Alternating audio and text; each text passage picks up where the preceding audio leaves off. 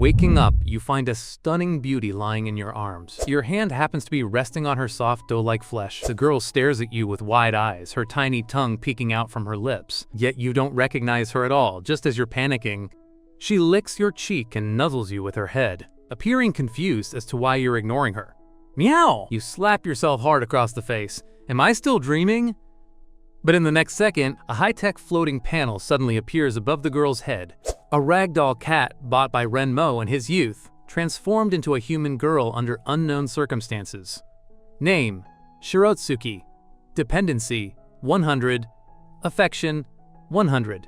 The girl before me is actually the ragdoll I've been raising? Meow? Shirotsuki tilts her head and leans over you, seemingly wondering why you aren't paying attention to her. Is it really you, Shirotsuki? You reach out and stroke her white hair.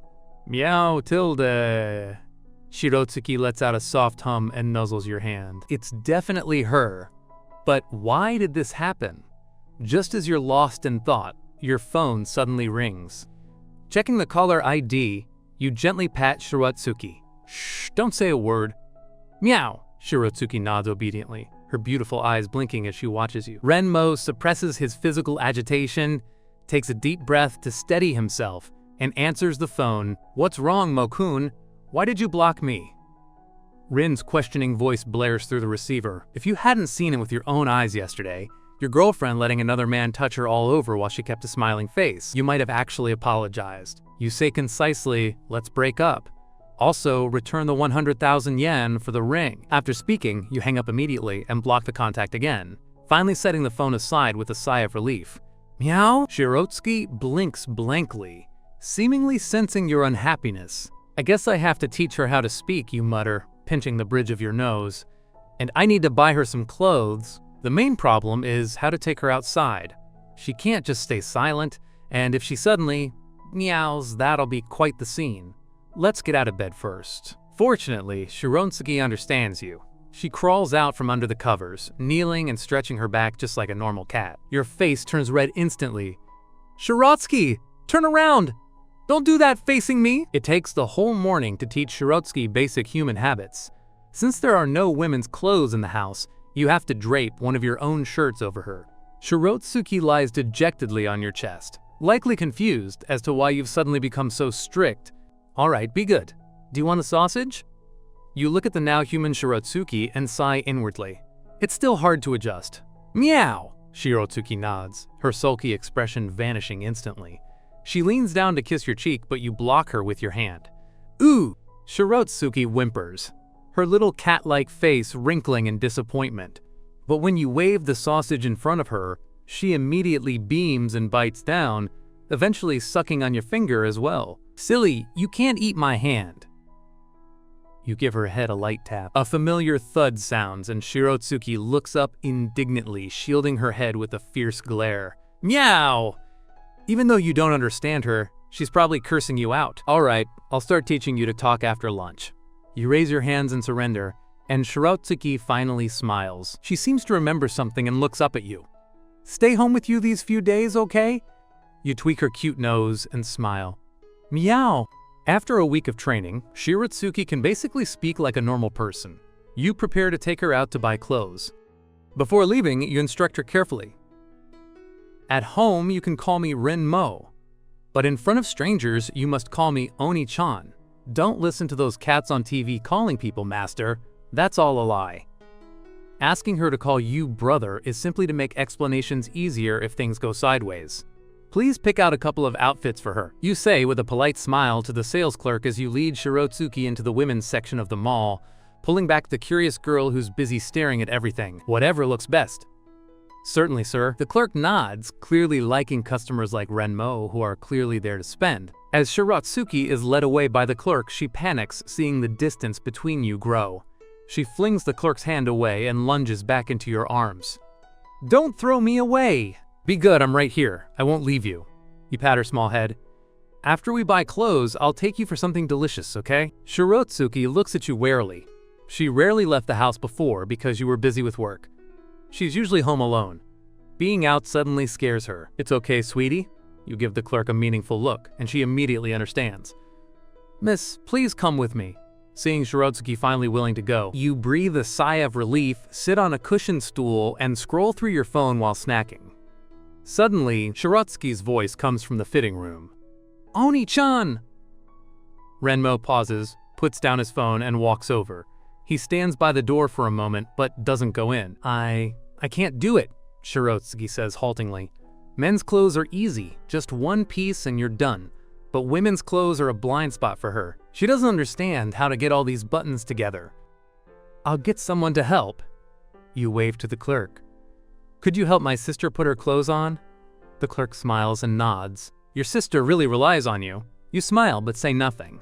However, as soon as the clerk enters, a sharp scream rings out, followed by low growling. The clerk rushes out, pointing inside in terror. Without thinking, you dash into the fitting room. Shirotsuki's white hair is standing on end. She's staring ferociously at the door, not yet realizing it's Renmo. She's in a state of high-stress defense. Once she recognizes you, she throws herself into your arms, looking terrified. "Oni-chan! Scared!" Renmo strokes her head, patiently soothing her. "What's wrong, Shirotsuki? Are you afraid of others touching you?" Shirotsuki nods, her body trembling. "It's actually fine. You're both girls. If it were a man, you definitely shouldn't let them touch you." Shirotsuki doesn't quite understand and shakes her head. Quote, "Don't want it, master." "Sir?" The clerk's voice sounds from outside. You look helplessly at the trembling girl in your arms. "Let's get dressed first, okay?" When you open the fitting room door, you find a security guard standing there. You're stunned. "What's going on?" "Sir, I suspect the lady inside might be infected with the rabies virus. For your safety and others, please allow me to restrain her." The guard moves to enter. Renmo frowns and steps in front of him, his voice turning cold. "Rabies? You've got a wild imagination." The clerk speaks up, still shaken. "But the lady just made cat noises, and her pupils were blue, her hair stood up." You respond without missing a beat. "My sister is wearing colored contacts, and her hair was just dyed. She loves cats and occasionally mimics them. Is that a crime?" "Sir," the guard tries to argue, but Renmo cuts him off. "My sister is still changing inside. If you insist on going in, I'll have to question your motives." The guard raises his hands in surrender. "Sir, I apologize if I was rude. It's just a suggestion, but you might want to take your sister to a doctor." Renmo doesn't push further. After all, safety is their job. He nods. "Thanks for the advice." Then he turns to the clerk. "Can we continue picking clothes now?" In the end, you buy a variety of outfits. The clerk, now beaming, even throws in 2 pairs of white stockings for free. "Sir, these are a gift." You pause, subconsciously glancing at Shirotsuki's straight, snowy white legs. You clear your throat. "Thanks. Are you hungry? You've been in the shop for nearly 3 hours and it's already noon." You open an umbrella to protect her from the fierce sun. If she ever turns back into a cat, you wouldn't want her turning into a black cat from a sunburn. Shirotsuki, however, seems unhappy, fidgeting with her bra strap with a look of annoyance. "Uncomfortable!" "Well, since you're human now, you have to learn to wear clothes, understand?" Renmo is helpless. He can only coax Shirotsuki, who has no patience for fashion. "What do you want to eat?" Looking at the scorching weather, you realize it's only going to get hotter. "Let's eat at home. I'll make you some jelly and cold noodles." Shirotsuki hangs her head. Usually, at this time, she'd be home in the AC. Now she feels all sticky. Once home, you head to the kitchen, only to come out and find Shirotsuki half naked again. You feel a headache coming on. "Shirotsuki, how many times have I told you? You must wear clothes at home or no dinner." Shirotsuki looks hurt but obediently pulls on a loose shirt. You finally hand her the bowl. At first, you were afraid to give her human food, but after testing small amounts with no ill effects, you've relaxed. Shirotsuki forgets to chew, her eyes glued to the TV screen as she lets out an accidental sound of wonder. You blink and look at the TV, falling into thought. Is it normal for a cat to like Tom and Jerry? But perhaps the TV is a good way for her to learn. "Shirotsuki, want to watch something else?" The next one is better." You pick up the remote to change the channel. The next moment, spring has come and all things... Before the narrator can finish, Mo immediately switches back to the cartoon. He sets the remote down and eats his noodles as if nothing happened. "What was that?" Shirotsuki turns to you. Your face is full of awkwardness. You clear your throat. "Just watch this for now. I'll find something else later." Suddenly, a thought hits you. Cats usually go into heat in spring and autumn. Renmo isn't sure if that still applies now that she's human. If it does, that might be intense. Happy? Shiratsuki's sapphire eyes stare at Renmo, a hint of confusion in her gaze. Yes, very happy. Shiratsuki reluctantly pushes half of her cold noodles toward you, her eyes still lingering on the bowl. She swallows hard, then forcefully turns back to the TV to distract herself. You chuckle and push the noodles back to her. After a while, she nudges you and blinks, pointing at the empty bowl. Not enough? You smile, rubbing her head. Are you tired today? Shiratsuki nods vigorously. That woman touching her today really scared her, and carrying all those bags made her sweat. Bath! You freeze for a second, then realize. You mean you want a bath? Shiratsuki nods. Previously, Renmo only bathed her when she was smelly, but Shiratsuki is actually very clean. Besides, it's been over a week since her last bath.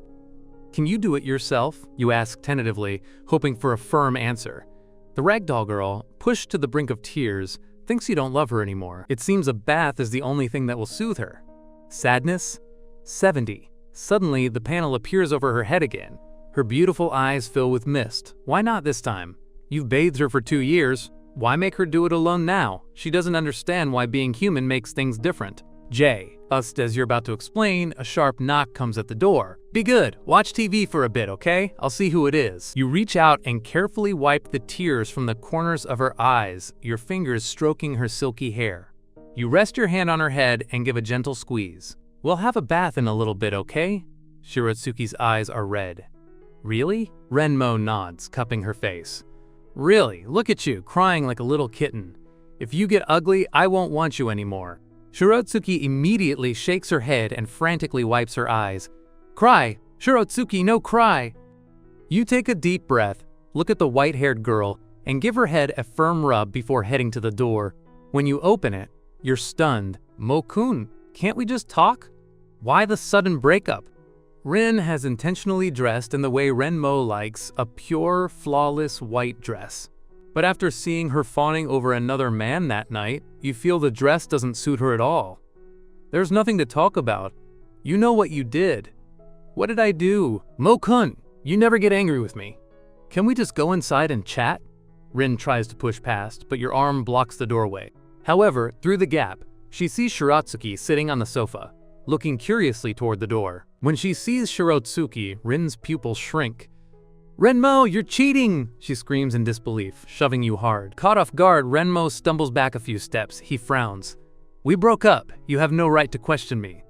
Rin doesn't care. In university, Renmo was always obedient. Why did he turn so cold after that one night? She hadn't done anything wrong. Renmo is about to tell her to get out, but then he senses something. He pauses and looks back. At some point, the girl on the sofa has crouched down, emitting a menacing low growl. Most ragdolls aren't aggressive toward humans, but that doesn't mean they lack a wild side. Seeing Rin push her master, her predatory instinct is triggered. She glares at Rin like a beast. Is she crazy? Rin asks, frightened by Shiratsuki's gaze. She points to the sofa. You like this kind? White hair? Mentally ill? Get the hell out! Don't think I don't know anything! Hurry up and return the 200,000 yen. How you choose to please your boss after that is your business. Vanish from my house. Fearing Shiratsuki might actually pounce, you rush over and rub her head. Feeling her body trembling, you patiently soothe her. Rin's expression freezes. How? Before she can finish, Shiratsuki tries to lunge forward, but you hold her tightly in your arms. Fine, I'm leaving! Since when did cheating become so righteous? Rin is ultimately terrified by that look in Shiratsuki's eyes. She retreats from the room, but not before shouting one last threat. The room returns to silence. Stroking Shiratsuki's soft hair, you see she hasn't let her guard down yet, her blue eyes still fixed on the door. You say softly, Shiratsuki, want to go take a bath? Shiratsuki pulls you down onto the sofa, clinging to your chest with a mix of fear and indignation.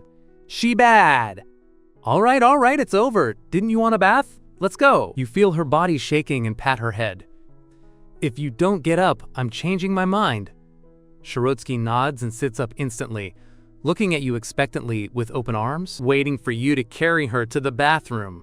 Your throat feels dry, you lick your lips, but pick her up in a princess carry anyway. Shiratsuki, we'll take it slow, okay? Next time, you walk there yourself. And the time after that, suddenly, you lose your voice because you see her hurt eyes. Her tear ducts are incredibly developed, and as a human, her emotions are even closer to the surface. No. Want carry? Shirotsuki nuzzles your chest, her snowy arms wrapping around your neck. No choice. You carry her into the bathroom. The scenes that follow are indescribable. I've watched them for you, so feel free to imagine the rest. After the bath, Shirotsuki lunges into your arms. Alright, stop moving. You aren't experienced with this. Your relationship with Rin was always respectful. Holding hands was the peak of intimacy. Seeing Shirotsuki ignore you completely, you sigh and carry her out. She whimpers instinctively, grabbing your shirt and burying her head in your chest. You grunt, your face turning red. Shirotsuki, don't move! Only then does she listen. Perhaps because she's human now.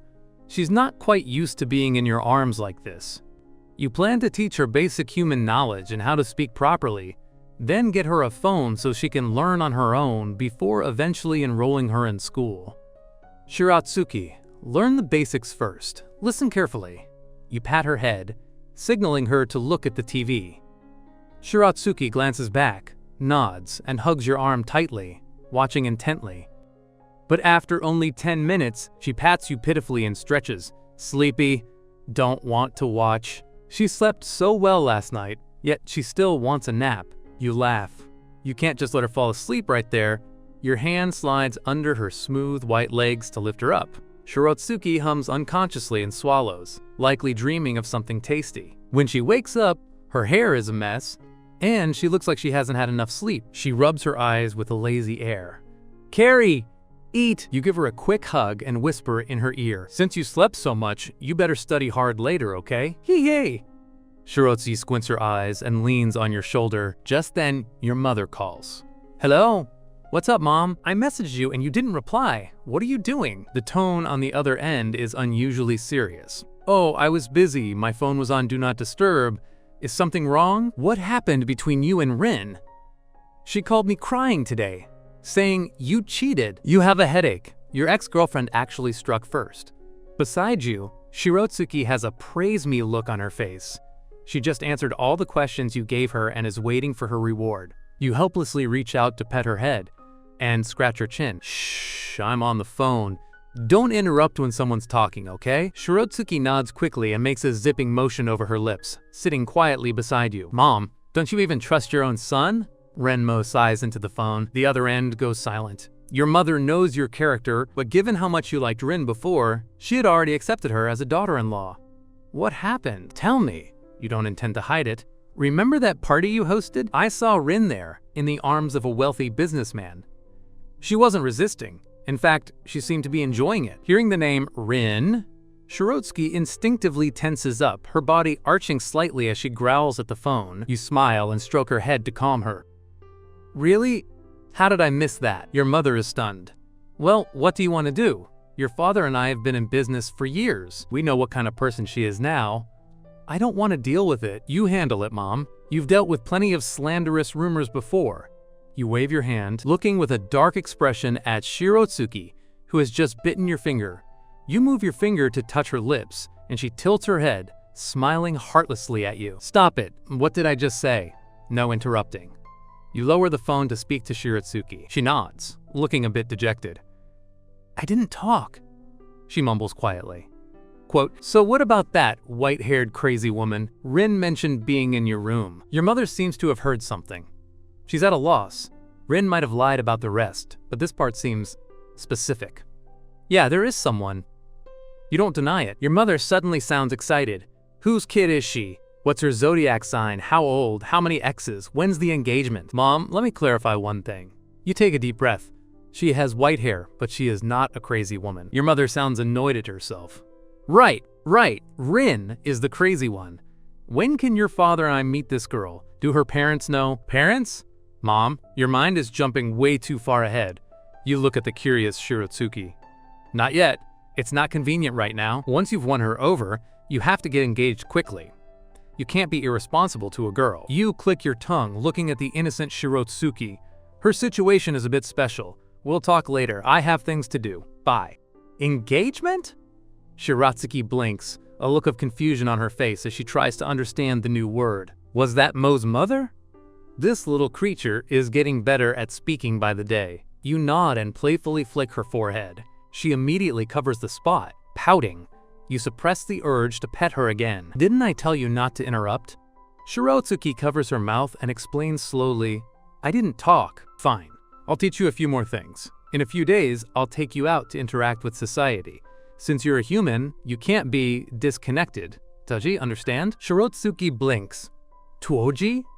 She looks down at her clothes, then crosses her arms as if to pull her shirt off. You grab her wrists, bewildered. What are you doing? Not tuo? Take off? Shirotsuki is very sensitive to the sound tuo. Her innocent eyes look at you. Not taking off? You shake your head helplessly. You really need to find time to catch her up on vocabulary. The next day, you take Shirotsuki for a walk in the neighborhood. She points towards some exercise equipment. Following her finger, you see a common park elliptical trainer. She grabs your wrist and pulls you forward, then hops onto the foot pedals. But since she had never touched such a machine, she gave a fierce, sudden kick. As a result, she tumbled onto the ground, but that high-rising foot pedal showed no sign of stopping its momentum. You quickly grabbed the iron bar and exhaled in relief. If that had smashed into Shirotsuki, who knows what would have happened?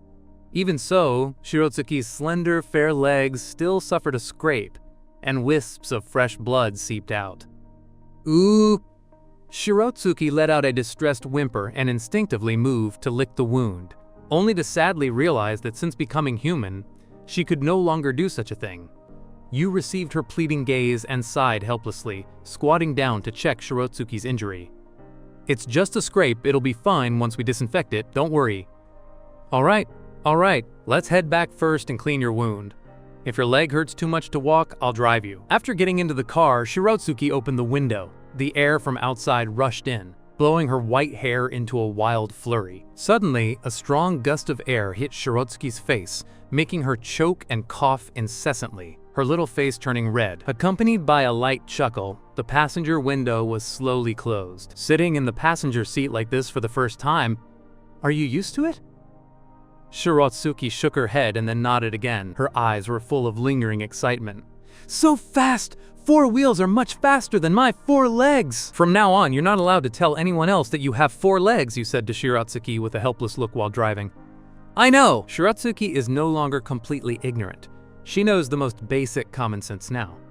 Where are we going now? Since I brought you out to experience things, we're definitely going somewhere crowded. You smiled, parked the car, and Shirotsuki got out to follow your lead, shrinking her head a bit as she saw the crowd. A commercial street has more people than a mall. The things here are all sorts of flowers and 8 kinds of doors, multifaceted. There's everything.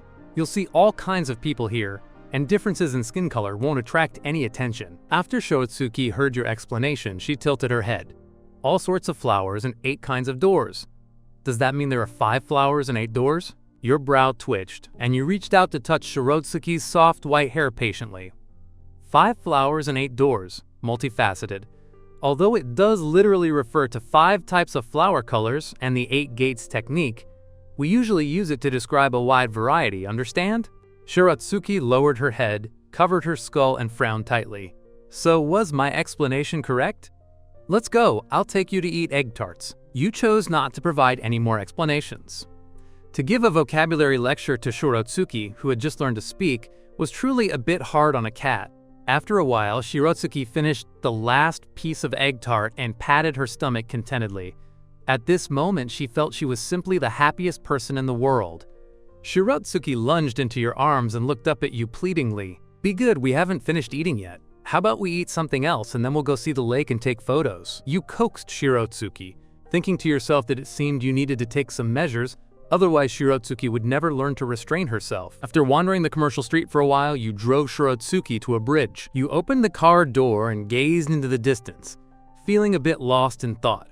Previously, you often brought Rin to this place because it was very lively and beautiful. Many couples were walking on this road. The shy and introverted ones just held hands while walking, their cheeks already flushed red. The bold and uninhibited couples were already kissing under the witness of heaven and earth. Shirotsuki stood in front of a pair of passionately kissing man and woman, blinking her eyes and about to speak, when you, with a face full of black lines, suddenly hauled her away. Mo, are they having babies? Shirotsuki asked as you hauled her, not forgetting to look up and inquire. You had given Shirotsuki some general knowledge in this area, but it wasn't very deep.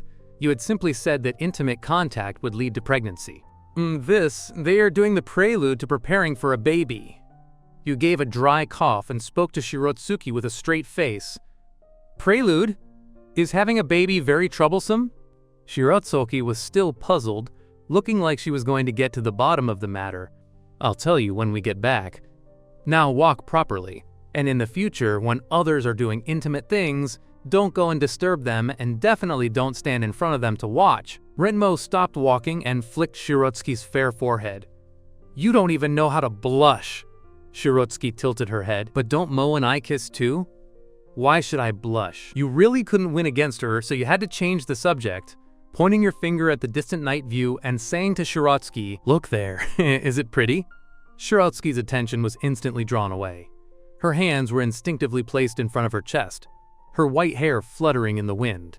Her dazed appearance was like a fairy who didn't eat the food of common mortals. For a moment you were actually stunned, your throat rolling as you struggled to move your gaze away from Shirotsuki. How about I take a photo for Shirotsuki? Photo? Shirotsuki thought for a bit and then asked, can I have a kiss? Renmo's Adam's apple rolled up and down, only on the cheek. Shirotsuki immediately nodded happily. I want a photo! Okay, stand over here. You waved at Shirotsuki and she hugged you.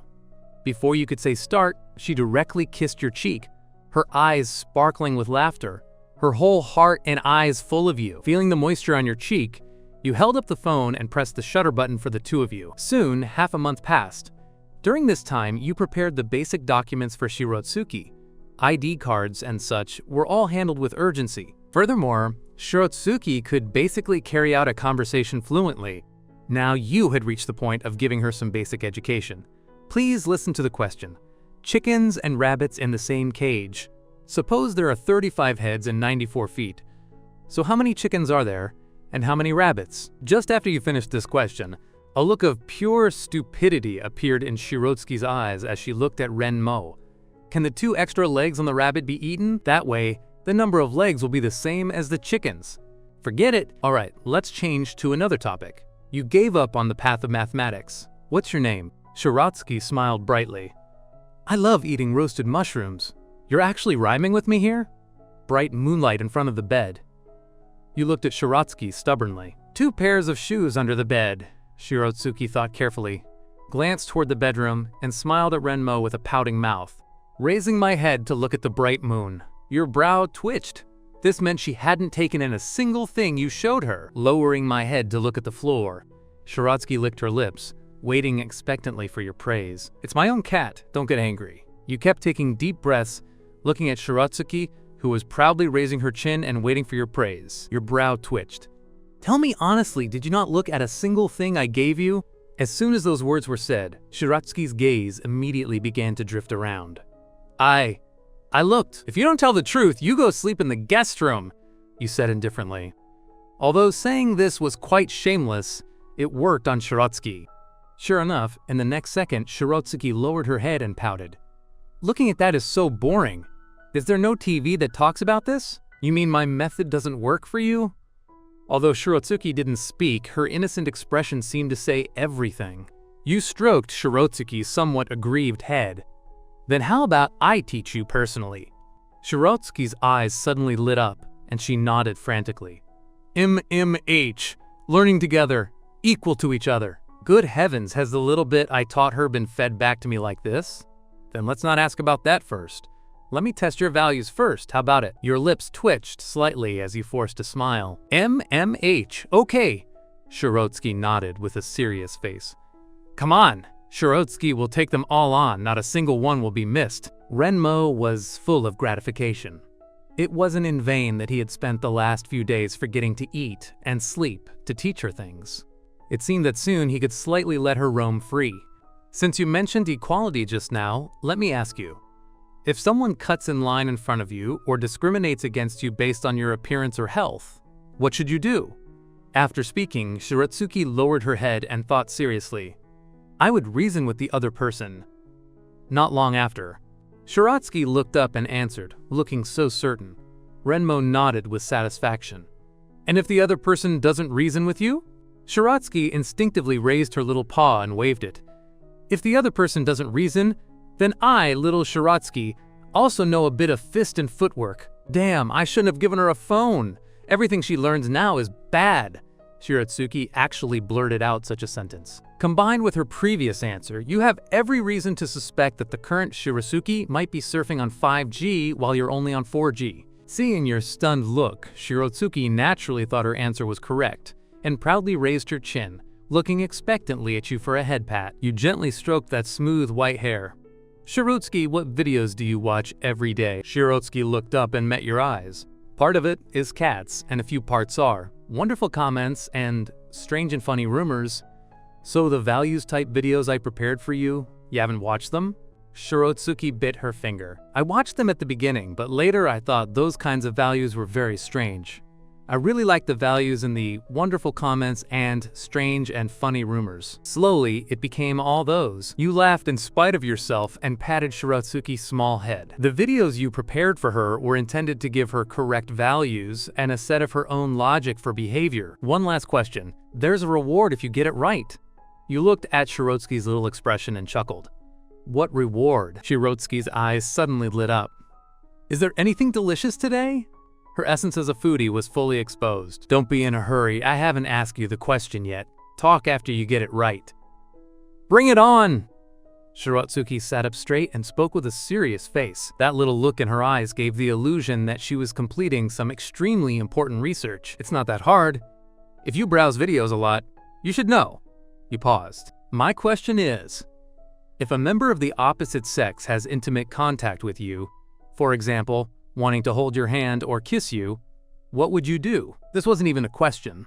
A while ago, Renmo had already given up on the idea of asking this. At that time, Shiratsuki wouldn't let anyone near her except himself. But the current Shiratsuki is no longer the little blank piece of paper from before. Who knows what Shiratsuki's thoughts are now? I would refuse first. Shiratsuki looked at you tentatively. That look in her eyes directly made you stunned. What? Shouldn't you refuse? No need to be so cautious. Is there more? You signaled Shiratsuki to continue. If the other person doesn't understand, then I'll have to take action. That's called defense. Just ensure my own safety. There's no need to fight too hard. After all, you are a girl. But when you saw the innocent look in her eyes, there was a short silence. What kind of young girl jumps nearly 3 meters? Moreover, you had only seen Shiratsuki in a defensive state.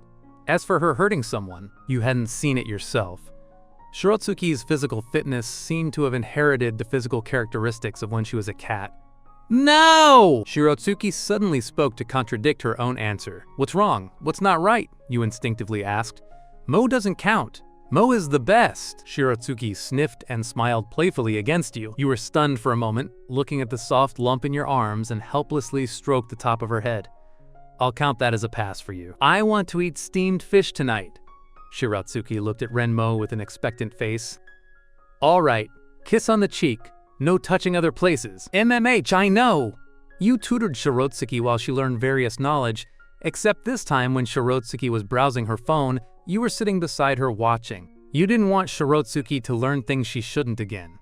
On the other hand, you began to look for a suitable school. To let Shiratsuki catch this year's enrollment season, you used your mother's connections to contact a university for her, but you couldn't let Shiratsuki go there with absolutely no foundation. At the very least, you had to see what her current level was. Through this period of tutoring, Shiratsuki had learned quite a lot of human knowledge. Of course, every time she studied, Shiratsuki would make little conditions, such as wanting kisses, wanting hugs, or wanting to bathe together. You had thought that since she had learned a lot lately, these things should be reduced. But when you saw the tears in Shiratsuki's eyes, you helplessly agreed. Fine, fine, fine. I don't require you to get a perfect score, but if you fail, humph. You looked at Shiratsuki meaningfully. Think about the consequences yourself. Shiratsuki pouted, looking like she could hang a soy sauce bottle on her lip, her unhappiness written all over her face. I'm going to tell Mama! During this time, your mother had called quite a bit, basically having already decided Shiratsuki was her daughter-in-law. Your father had even let out word that if you didn't marry Shiratsuki, he wouldn't recognize you as his son for the rest of your life. Don't tell me those useless things. Write properly. After you finish, I'll take you out to play for a while before you go to school. You flicked Shirotsuki's head irritably. Shirotsuki looked aggrieved. I just thought of the answer, and you flicked it away. Time's up. You looked at the time on your phone and then at Shirotsuki, who was almost lying on the table calculating problems, and spoke indifferently. Shirotsuki handed the paper to you unhappily and spoke cautiously. I want to go take a bath. You raised your eyes slightly. This was a guilty conscience. Your gaze quickly swept over the multiple choice and fill in the blanks. Want to go take a bath? I have to see if you reach the passing line. Shirotsuki played with her fingers with her head down, that fearful expression being indescribably pitiable. Gradually your brow furrowed tighter and tighter. Shirotsuki's heart was in her throat, not even daring to breathe loudly. You flipped the paper over and back again, looking like you were calculating the total score.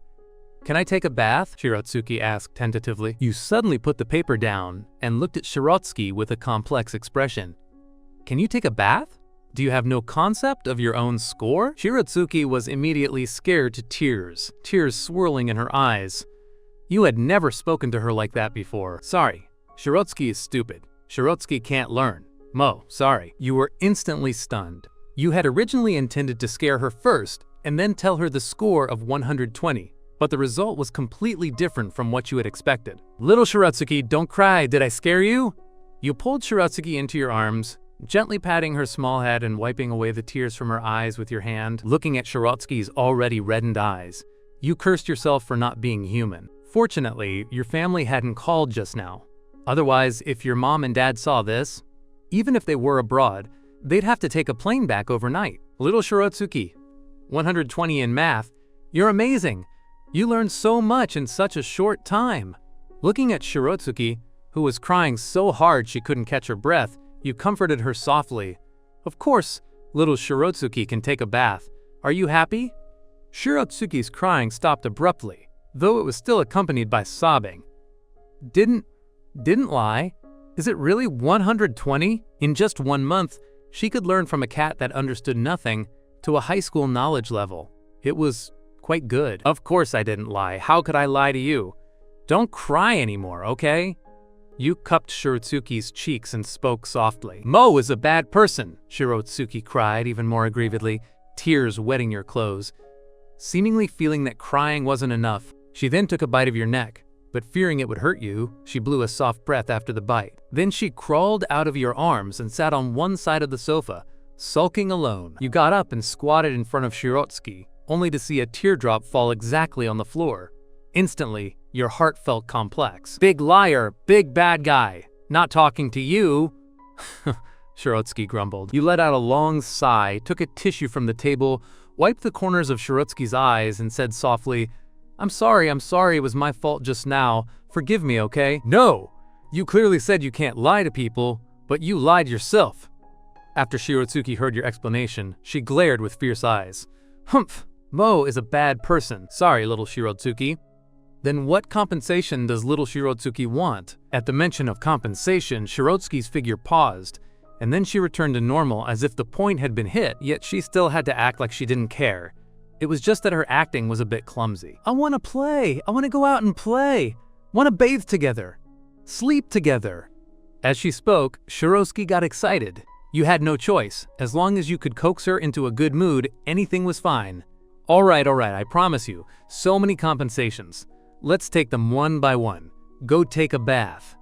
Shirotsuki nodded quickly, dragging you toward the bathroom. Not long after, Shirotsuki stepped out of the bathroom in wet slippers, a towel wrapped around her hair, and started watching TV on the sofa. After a short while, you came out as well. Shirotsuki's eyes lit up instantly. She got up from the sofa and lunged into your arms. She looked up at you. Now I want a kiss. Just after she finished speaking, she licked the place she had bitten just now and looked at you carefully. Did I bite, Mo? You laughed in spite of yourself. I'm not that delicate. Before the third wish is realized, I'll help you dry your hair first. You unwrapped the towel from Shirotsuki's hair and blew her wet, white hair with a hairdryer, your fingers gently massaging the top of her head. Shirotsuki sat comfortably with her eyes squinted, but out of the corner of her eye, she saw the bathrobe belt around your waist. She instinctively bit her finger because you had said countless times that this belt was very important and couldn't be pulled. Now that you were drying her hair, you shouldn't be able to see her. She quietly raised her eyes and found that you didn't notice her little movement. Her white hair was very long, so Mo could only blow it slowly. Shirotsuki thought secretly, slowly reaching out her evil little hand, grabbing the bathrobe belt around your waist and giving it a hard pull. Shirotsuki, you were instantly in a scramble and roared out in exasperation. The two of you packed your things and set off on a journey of fun. Where are we going? Seeing that they were getting further and further away from places she was familiar with, Shirotsuki couldn't help but tug at you while you were driving and asked weakly, "We're going out to play for a month, and then we'll go to school together. Shall we live together?" as little Shirotsuki said. Shirotsuki nodded hard and wanted to hug your arm, but was pushed away by you. She looked at you with a bit of confusion as you drove. "Not allowed to disturb me," you explained. Hearing this answer, Shirotsuki puffed out her cheeks with her arms crossed, turning around to look at the scenery outside the window, but after only a few seconds, she turned back with a grin just looking at you. "What's wrong?" You could naturally feel the gaze watching you and couldn't help but laugh. "Just want to look. Mo is so good looking." Shirotsuki propped up her chin and suddenly waved her hands. "Then can I go into restaurants, bars, and planes now?" Renmo had a smile on his face. "Of course. Little Shirotsuki is a human now, so you can definitely go in." "Yay! I can stay with Mo all the time. I like being a human." "How about little Shirotsuki guesses where we are going?" You took the opportunity to throw out this question. Guessing would create more anticipation. Shirotsuki licked her lips, her sapphire blue eyes staring at your profile. "Is it to the seaside?" "To the seaside? Who told you that?" You looked back at Shirotsuki with some confusion, full of puzzlement. Shirotsuki was stunned for a moment, but soon regained her composure. "I guessed right, of course." Looking at Shirotsuki's excited expression, you laughed inwardly. Actually, as long as it was a place she wanted to go, every one of them was the destination of the journey. After a journey of travel, you finally arrived at the coastal city in the evening.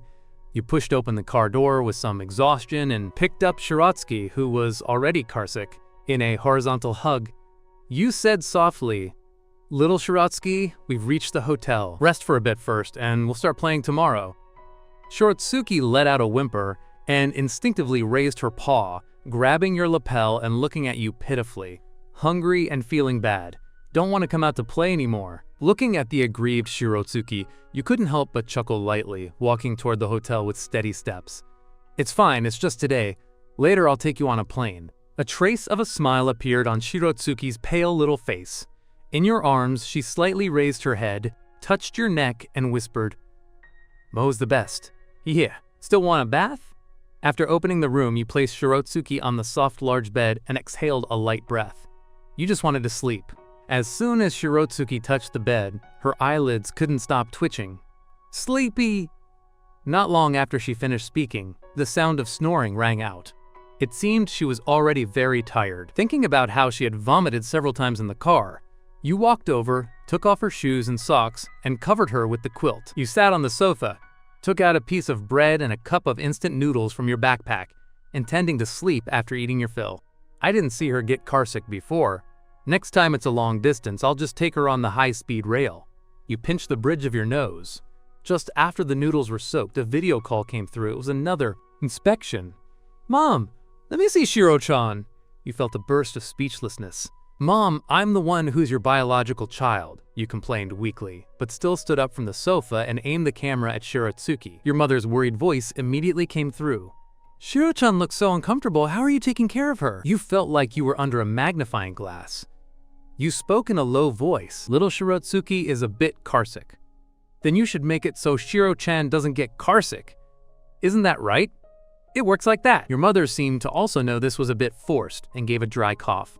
"Take good care of her. Don't make coming out to play feel like suffering." "I know," you spoke listlessly. "What's wrong with you?"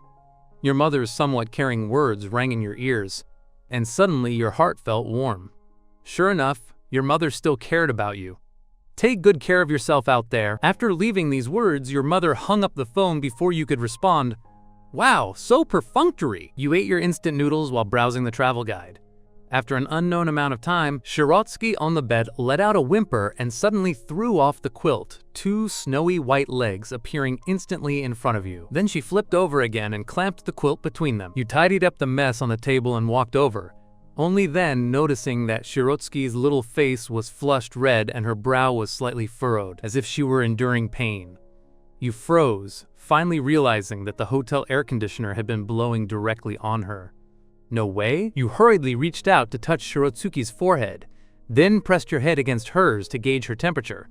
This is great, the trip hasn't even started, and she has a fever. You carefully tucked Shirotsuki back into the quilt, got up to boil a pot of water, and washed a cool towel to place on her forehead. Little Shirotsuki, oh, little Shirotsuki.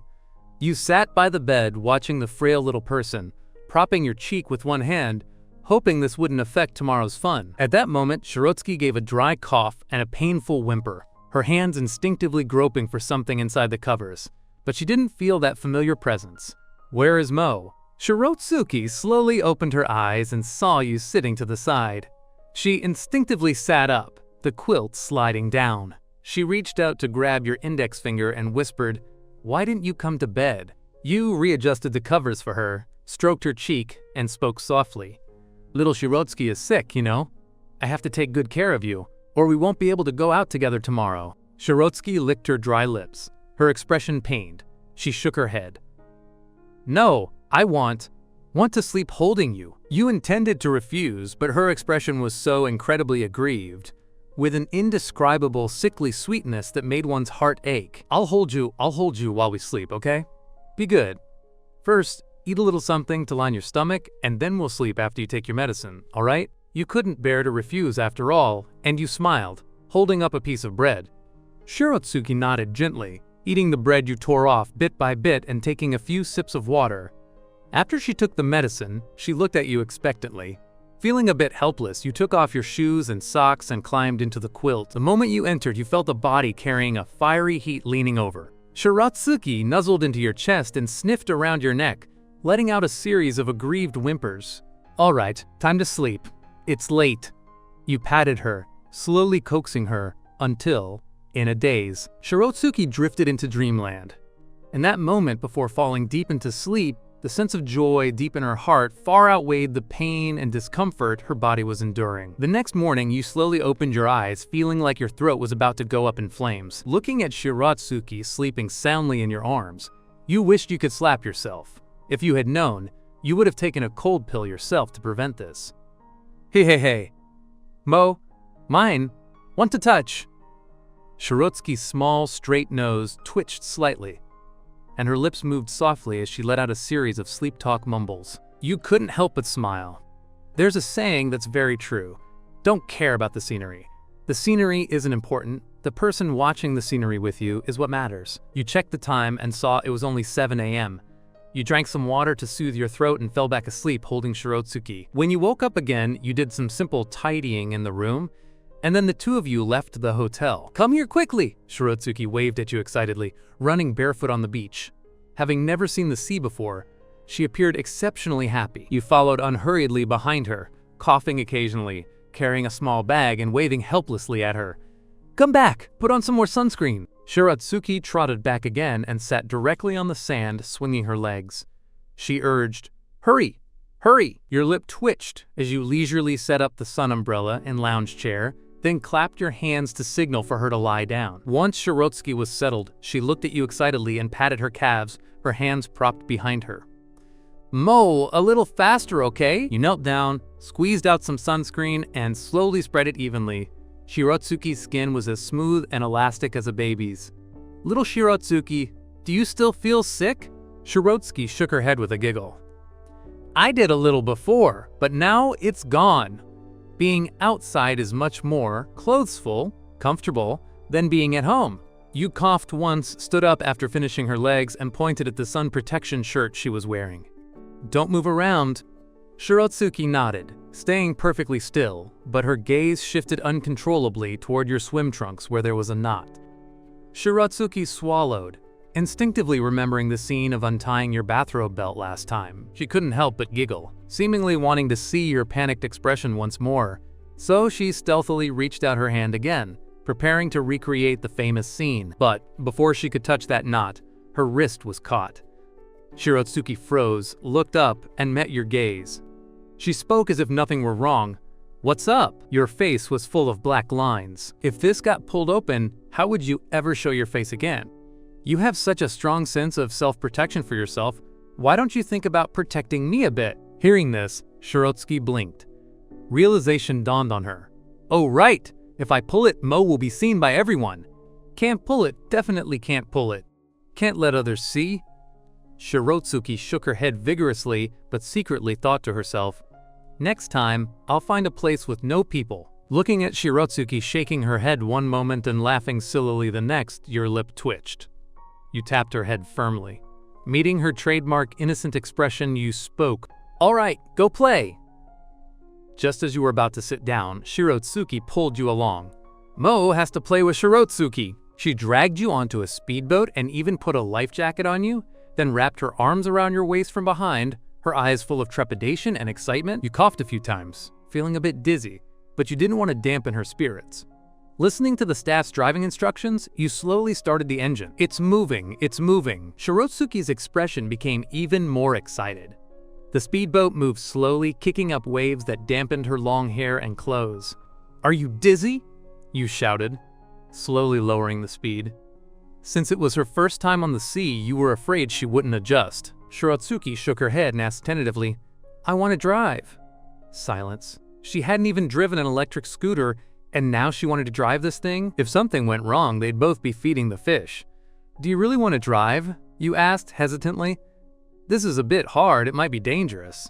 Unexpectedly, the staff member following along spoke up helpfully. "Don't worry, sir. During the ride, I will be responsible for your safety." Seeing this, you couldn't say much more. You let go of the controls and helped Shirotsuki sit down slowly. You whispered, "Get used to it first, then slowly speed up later, okay?" Shirotsuki gave a thumbs up and looked up at you with a face full of confidence. "Don't worry, little Shirotsuki is the best." Then she turned her head, guided your hands to rest on her lower abdomen, and turned back to instruct, "You're not allowed to let go later, or it'll be dangerous." Seeing her serious expression, you nodded and went along with her words. "Let's go." Shirotsuki gave a hee-hee laugh and suddenly accelerated. Your heart nearly jumped out of your chest. "Wait, wait, wait! Slower, slower! Splash!" Shirotsuki, having choked on several gulps of water, looked at the speedboat angrily as she pulled you back up. MMH. Again. Little Shirotsuki is the best, right? You licked your lips, for some reason having a strong premonition that you might drown today. Splash! Again. Little Shirotsuki, can't believe I can't drive you. Again. Splash! The unyielding Shirotsuki dragged you along, launching continuous suicidal attempts to conquer the speedboat. Mo, I'm full of water. I don't want to play anymore. Shirotsuki let out a water-filled burp and shook her head, holding on to Mo in the water with a pitiful look, truly lacking the strength to climb out again. You were almost moved to tears. Finally, she doesn't want to play. Seeing that it was already dusk and the water had turned cold, you couldn't help but sneeze. Are you hungry?" As soon as you asked, you met Shirotsuki's resentful gaze. She then lowered her head and didn't make a sound. "Please take us back," you said helplessly to the staff member, whose face was red from holding back laughter. The two returned to land. Shirotsuki lunged onto a lounge chair, panting. As expected, cats really can't get used to the sea. You sniffled a few times, having choked on plenty of water. Now that the sun was setting, the breeze made you shiver. "Little Shirotsuki, don't just lie there. You have to cover up after coming out of the water, or you'll get cold." Shirotsuki froze as another gust of wind blew. She jumped up. "Cold! Want to go back to the hotel?" These words hit home. You really wanted to get back and take some medicine. "Let's go back and take a bath." "Okay, yay!" Shirotsuki instantly threw the unhappiness from falling into the water to the back of her mind. Back at the hotel, the two came out of the bathroom. You spoke, "Let's order takeout. I don't have the energy to go out. I don't feel well." Shirotsuki looked up at you in confusion. "Is it because you caught a cold just now?" You gave a soft smile and patted her little head. Don't worry about it, just watch your TV. Shiratsky nodded thoughtfully, then lowered her head, took out her phone, and opened Baidu Encyclopedia. What should a boy do when he is sick? The screen changed, and Shiratsky's beautiful eyes stared at the answers. If sick, take medicine promptly and watch the diet. The body will be weak, so nutritional supplementation is needed, especially various animal organs, ginseng, goji berries, deer antler, cordyceps, etc. Stewing these into a soup will provide rich nutrition and a faster recovery. What is it, little Shirotsuki? What are you looking at? Let me see. You chuckled, put the hairdryer on the nightstand, and waved at her. Shirotsuki lunged from the sofa into your arms and whispered, "Checking something. If there's anything you don't know, just ask me." You inhaled the familiar scent of the person in your arms, and your expression gradually relaxed. Shirotsuki held up the phone and asked, "Does the hotel have animal organs?" You instinctively thought she wanted to order a specific dish, but taking the phone and seeing the search query, you were full of gratification. Little Shirotsuki is so good. Shirotsuki giggled and gave you a kiss. But when you saw the answer to that question, you went silent. This would definitely be the death of me. If there's a problem, ask me directly. Don't search on the phone. Those things aren't trustworthy, you said helplessly. But didn't you tell me to use the phone to learn? Why now? Shirotsuki looked at you in confusion. All right, don't ask so much. Do you know how to order takeout? You coughed and handed your phone over. Order whatever you want to eat. Just get a bowl of noodles for me. Shirotsuki was a bit indignant, her fingers sliding across the screen. Isn't this very simple? Just after saying that, her eyes darted toward you. She whispered, "Is one bowl of noodles enough?" Logically, when you're sick, shouldn't you eat a lot of things you wanted to eat before? Why does Mo want to eat noodles? You chuckled. You wanted to keep holding her, but remembering you were sick, you created some distance. I guess it's a habit. I'm used to eating a bowl of noodles when the weather is cold or when I'm sick. I always feel like I get better faster after eating them. Shirotsuki's expression became more puzzled. She wanted to dig deeper, but you changed the subject. All right, aren't you tired after playing all day? Rest for a bit. Due to the cold, you were quite drowsy, feeling like you could fall asleep just leaning against the bed. Shirotsuki pursed her lips, walked over, and tucked you in. She originally wanted to climb in herself, but remembering she had to get the takeout soon, she could only sit by the bed watching you sleep. Today, Mom's call came exceptionally early. Shirotsuki picked up the phone. On the other end, Rin-ten, who had been waiting with a stern face, immediately smiled like a blooming flower upon seeing Shirotsuki. "Xiao Shiro, how was the trip? This little Mo is playing so much he forgot to send photos to me and your mom. Where have you been?" Shirotsuki spoke in a low tone. "We didn't go many places, just played on the sea." "Xiao Shiro, where is that brat Mo?" Shirotsuki pursed her lips, held up the phone, and aimed the camera at you, who was frowning even while sleeping. Mo fell asleep. What's wrong with Mo? Rin-ten paused, his brow furrowing slightly.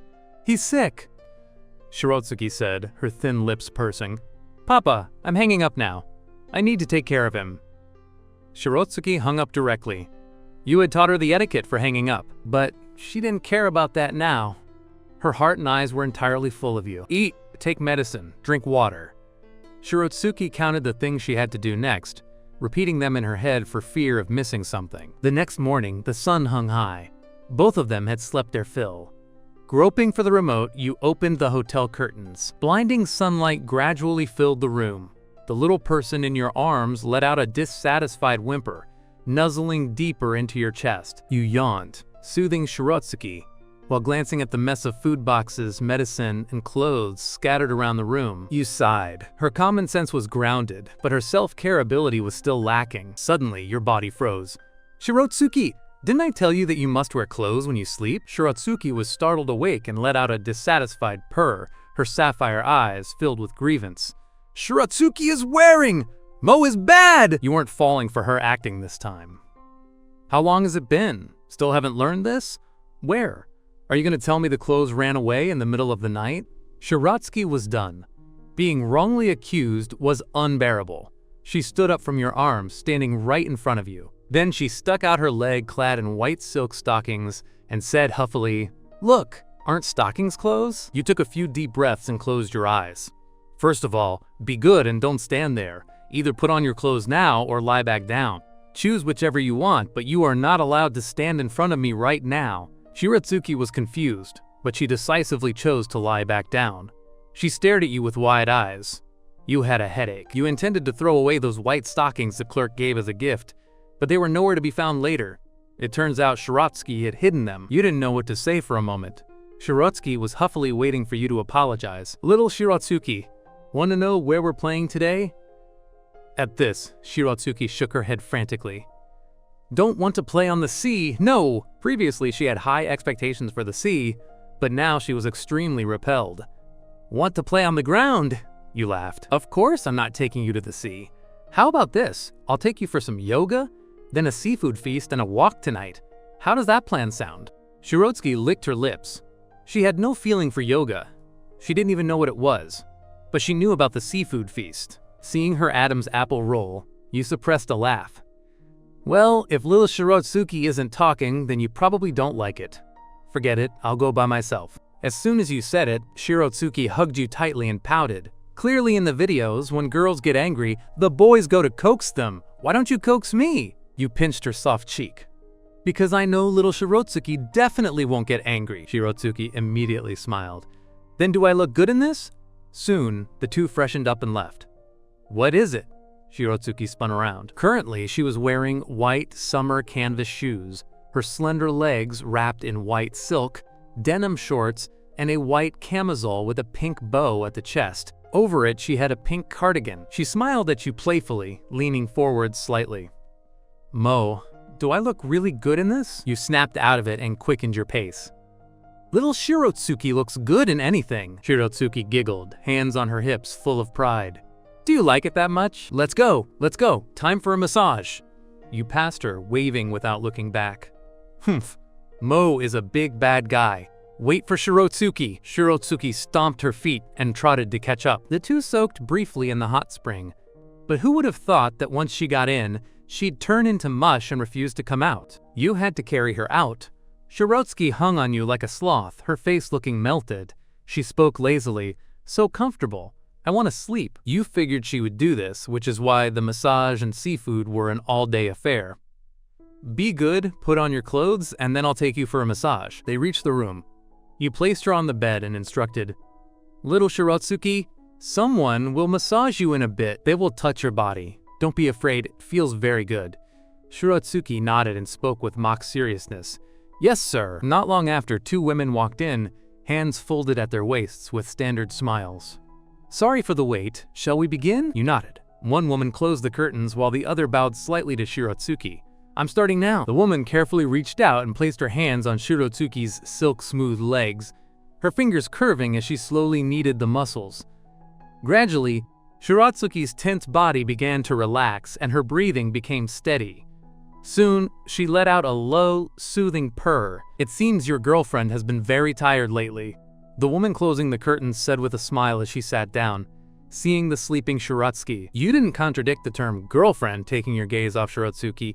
She's learned a lot of things, so I brought her out to relax. Your girlfriend is so lucky, I can tell you dote on her very much. Honestly, there aren't many sincere couples in this world, and even fewer who make it to the end. There's always someone who thinks you're not good enough, and someone who thinks you're perfect. The person who can truly stay until the end is the one you don't have to stand on your tiptoes for. Because the person who loves you will naturally bend down. You two will surely be happy. You were stunned for a moment. Mo is the best. Love Mo most. Want kisses. Want hugs. In a daze, Shirotsuki's voice rang in your ears. You couldn't help but curve your lips into a smile. Thank you, I hope you find your happiness too. You thanked her softly. You never believed people just spoke from the heart for no reason. Someone who could talk so eloquently on this must have an untold experience deep inside.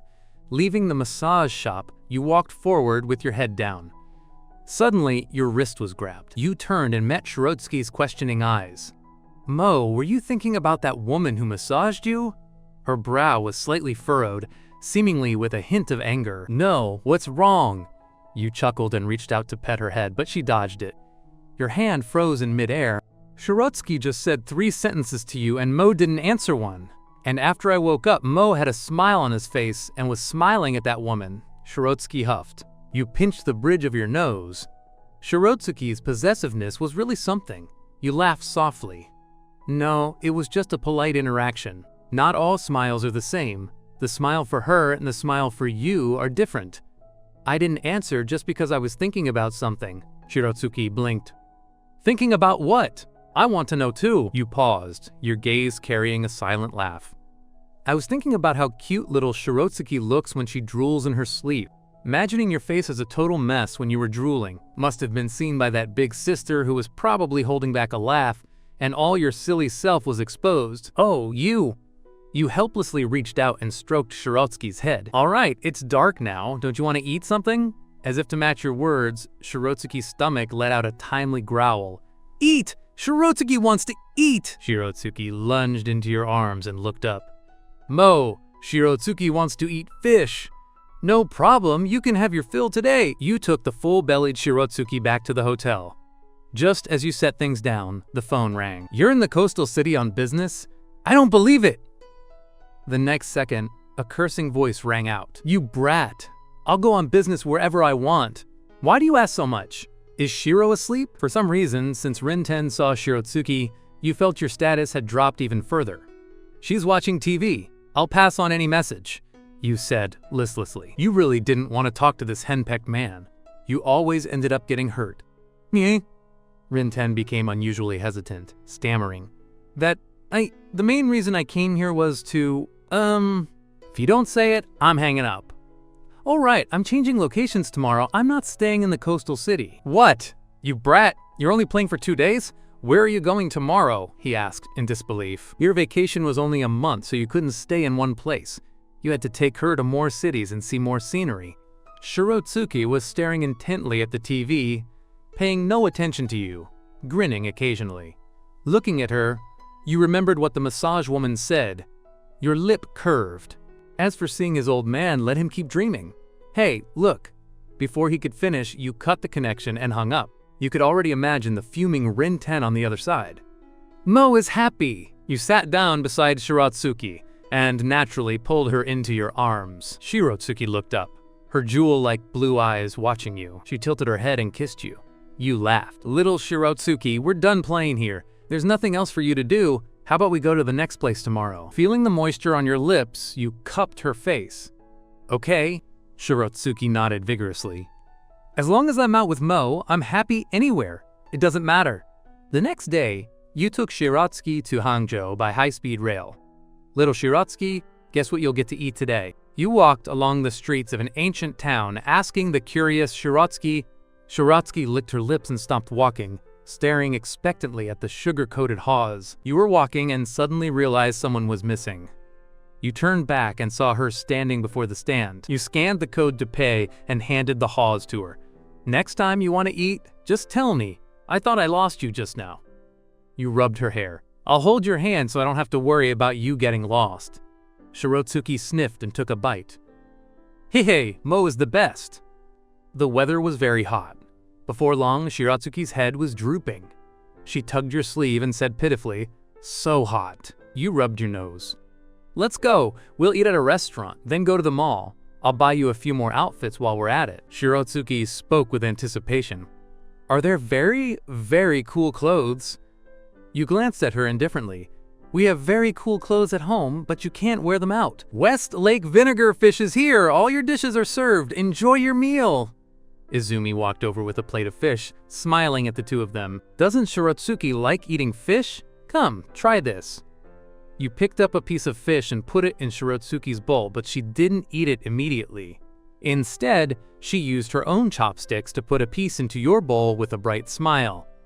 Mo, let's eat together. Then Shirotsuki popped the fish into her mouth, squinting her eyes as she enjoyed the wonderful flavor. Slower, you chuckled and handed her a tissue. You always eat so fast. Aren't you afraid of choking? Hearing this, Shirotsuki opened her eyes a bit, pursed her lips to spit out a bone, and looked proud. Mo always has selective amnesia. How could Shirotsuki get stuck by a fishbone? After dinner, the two went for a walk by West Lake. Why is there more water? After seeing the water, Shirotsuki instinctively took a few steps back. wanting to pull you away. She pouted. Shirotsuki can't drink anymore! People around cast strange glances at Shirotsuki. Who is this girl who wants to drink the whole lake? You were silent for a moment. This time isn't for you to drive, it's for you to sit. I know you're full. Shirotsuki's wary heart settled a bit. She hugged your arm tightly. If anything went wrong, she would drag you away and run. You had no choice but to wave at the staff waiting for passengers. How much for 2 people? 200 for 2. After paying the fee for a lap around the lake, you helped Shirotsuki onto the boat. It's okay, just sitting won't flip the boat. Shirotsuki swallowed. Because she was too nervous, she had already started dry heaving. Drink some lemon water! You patted Shirotsuki's back and handed her the lemon water. But it still didn't help. You pulled her into your arms and whispered, "Give me a kiss." Shirotsuki buried her head in the crook of your neck and her trembling body gradually stabilized. Much better now? Noticing she wasn't as sensitive, you pinched her cheek. Aren't you getting up? Shirotsuki reluctantly rose from your arms. She originally wanted to complain, but she froze when she saw the scenery. Her lips parted slightly. So beautiful! It wasn't Shirotsuki's fault. The boat had reached the center of West Lake, surrounded by rolling hills and scattered buildings. Coupled with the lush vegetation, it was like being in a painting. Shirotsuki instinctively opened her arms to embrace the world. You took out your phone and captured a photo of her. Hearing the shutter sound, Shirotsuki looked back at you and sat back down, legs crossed, left hand on her knee, right hand propping up her cheek. Was Mo just taking a secret photo? Your face darkened. What do you mean, secret photo? This is called being good at capturing every beautiful moment in life. Shirotsuki lowered her head in thought, her sapphire eyes glancing at you. So, it was a secret photo? Do you want a photo together? You held the phone listlessly. Is Shirotsuki going to refuse this request? Shirotsuki giggled and sat over, hugging your arm and making a peace sign at the camera. Wait, why this time? You were surprised. Usually, Shirotsuki would lean in closer. Now you're actually a bit unused to it. 3, 2, before you said 1, Shirotsuki squinted and kissed your cheek. Your expression was stuck in a daze, creating a unique kind of beauty in the photo. Back at the hotel, you spoke up immediately. You must wear clothes to sleep tonight, stopping Shirotsuki, who was about to undress. Eh? Shirotsuki looked frustrated. She hadn't had enough of that feeling yet. She held up a finger to bargain. One more night. Just one more night, okay? You didn't speak, just looked at her calmly. HMPH, Mo is a big bad guy. Despite her words, Shirotsuki ran to the bed and made a big jump onto it. Catch me! You sat up straight and opened your arms. Shirotsuki wasn't heavy, but she jumped high. She landed in your arms, nuzzling left and right before rolling around on the bed. Your curiosity piqued. What's wrong? Why so happy? Shirotsuki giggled and lay on the bed, her loose shirt drooping, swinging her slender white legs. Because playing today was so much fun. Shirotsuki and Mo both had fun. Is Mo happy? Shirotsuki looked at you mischievously, her eyes unblinking, waiting for your reply. You understood her intent instantly. You sighed and tilted your head, exposing your neck. Next time, find another reason. Shirotsuki giggled. Even though she was a ragdoll cat, her nose moved like a dog's. You endured the tingling sensation and closed your eyes. All right, sleep. The ragdoll cat you raised for 2 years had turned into a beautiful girl overnight. Not only did she like holding you to sleep, but she also took every chance to steal the strawberry flavor from your mouth. Through some tutoring, Shirotsuki had learned a lot of human knowledge. To help her integrate into society, you asked your mom to find a university for her and then took her to relax before school started. Now, you brought her to the last stop, Wudang Mountain. However, you bought night climb tickets because you wanted to watch the sunrise. When you arrived, the inn only had one large bedroom left. Sleep after eating, you told Shirotsuki. Why so early today? Shirotsuki was puzzled. She wanted to hold you and watch TV longer. We have night climb tickets. We have to go up the mountain at midnight. But it's only 5 p.m. Shirotsuki still didn't want to sleep. Mo said 8 hours is enough. Let's sleep at 7. Fine, watch some TV then. Check the things in your bag. Climbing a mountain required traveling light. Actually, there wasn't much to take. Little Shirotsuki, are you hungry? You sat beside her. Shirotsuki leaned against you, eyes glued to the TV. I'm okay. She curled up in your arms, hugging your arm tightly, her head on your shoulder. You closed your eyes and enjoyed the silence. At 2:30 a.m., you nudged the sleeping Shirotsuki. Looking at the arms wrapped around you, you felt helpless. "Little Shirotsuki, get up! Get ready to go!" Shirotsuki rolled over groggily, face down on the bed with a whimper. "Only 2:30. So sleepy." You had no choice but to reach around her waist, stand up, and hoist her over your shoulder. All right. If we don't move now, we won't make it." You carried her all the way to the bathroom. "Wash your face and pack." Seeing she was still dazed, you used your trump card. "Okay." Shirotsuki, though still groggy, became more animated. She leaned in, tilted her head, and pointed at her neck. "Come on, didn't Shirotsuki usually do it? Why now?" After waiting a long time without the sensation she expected, she muttered with her eyes still shut, "If you don't touch, I'm not getting up."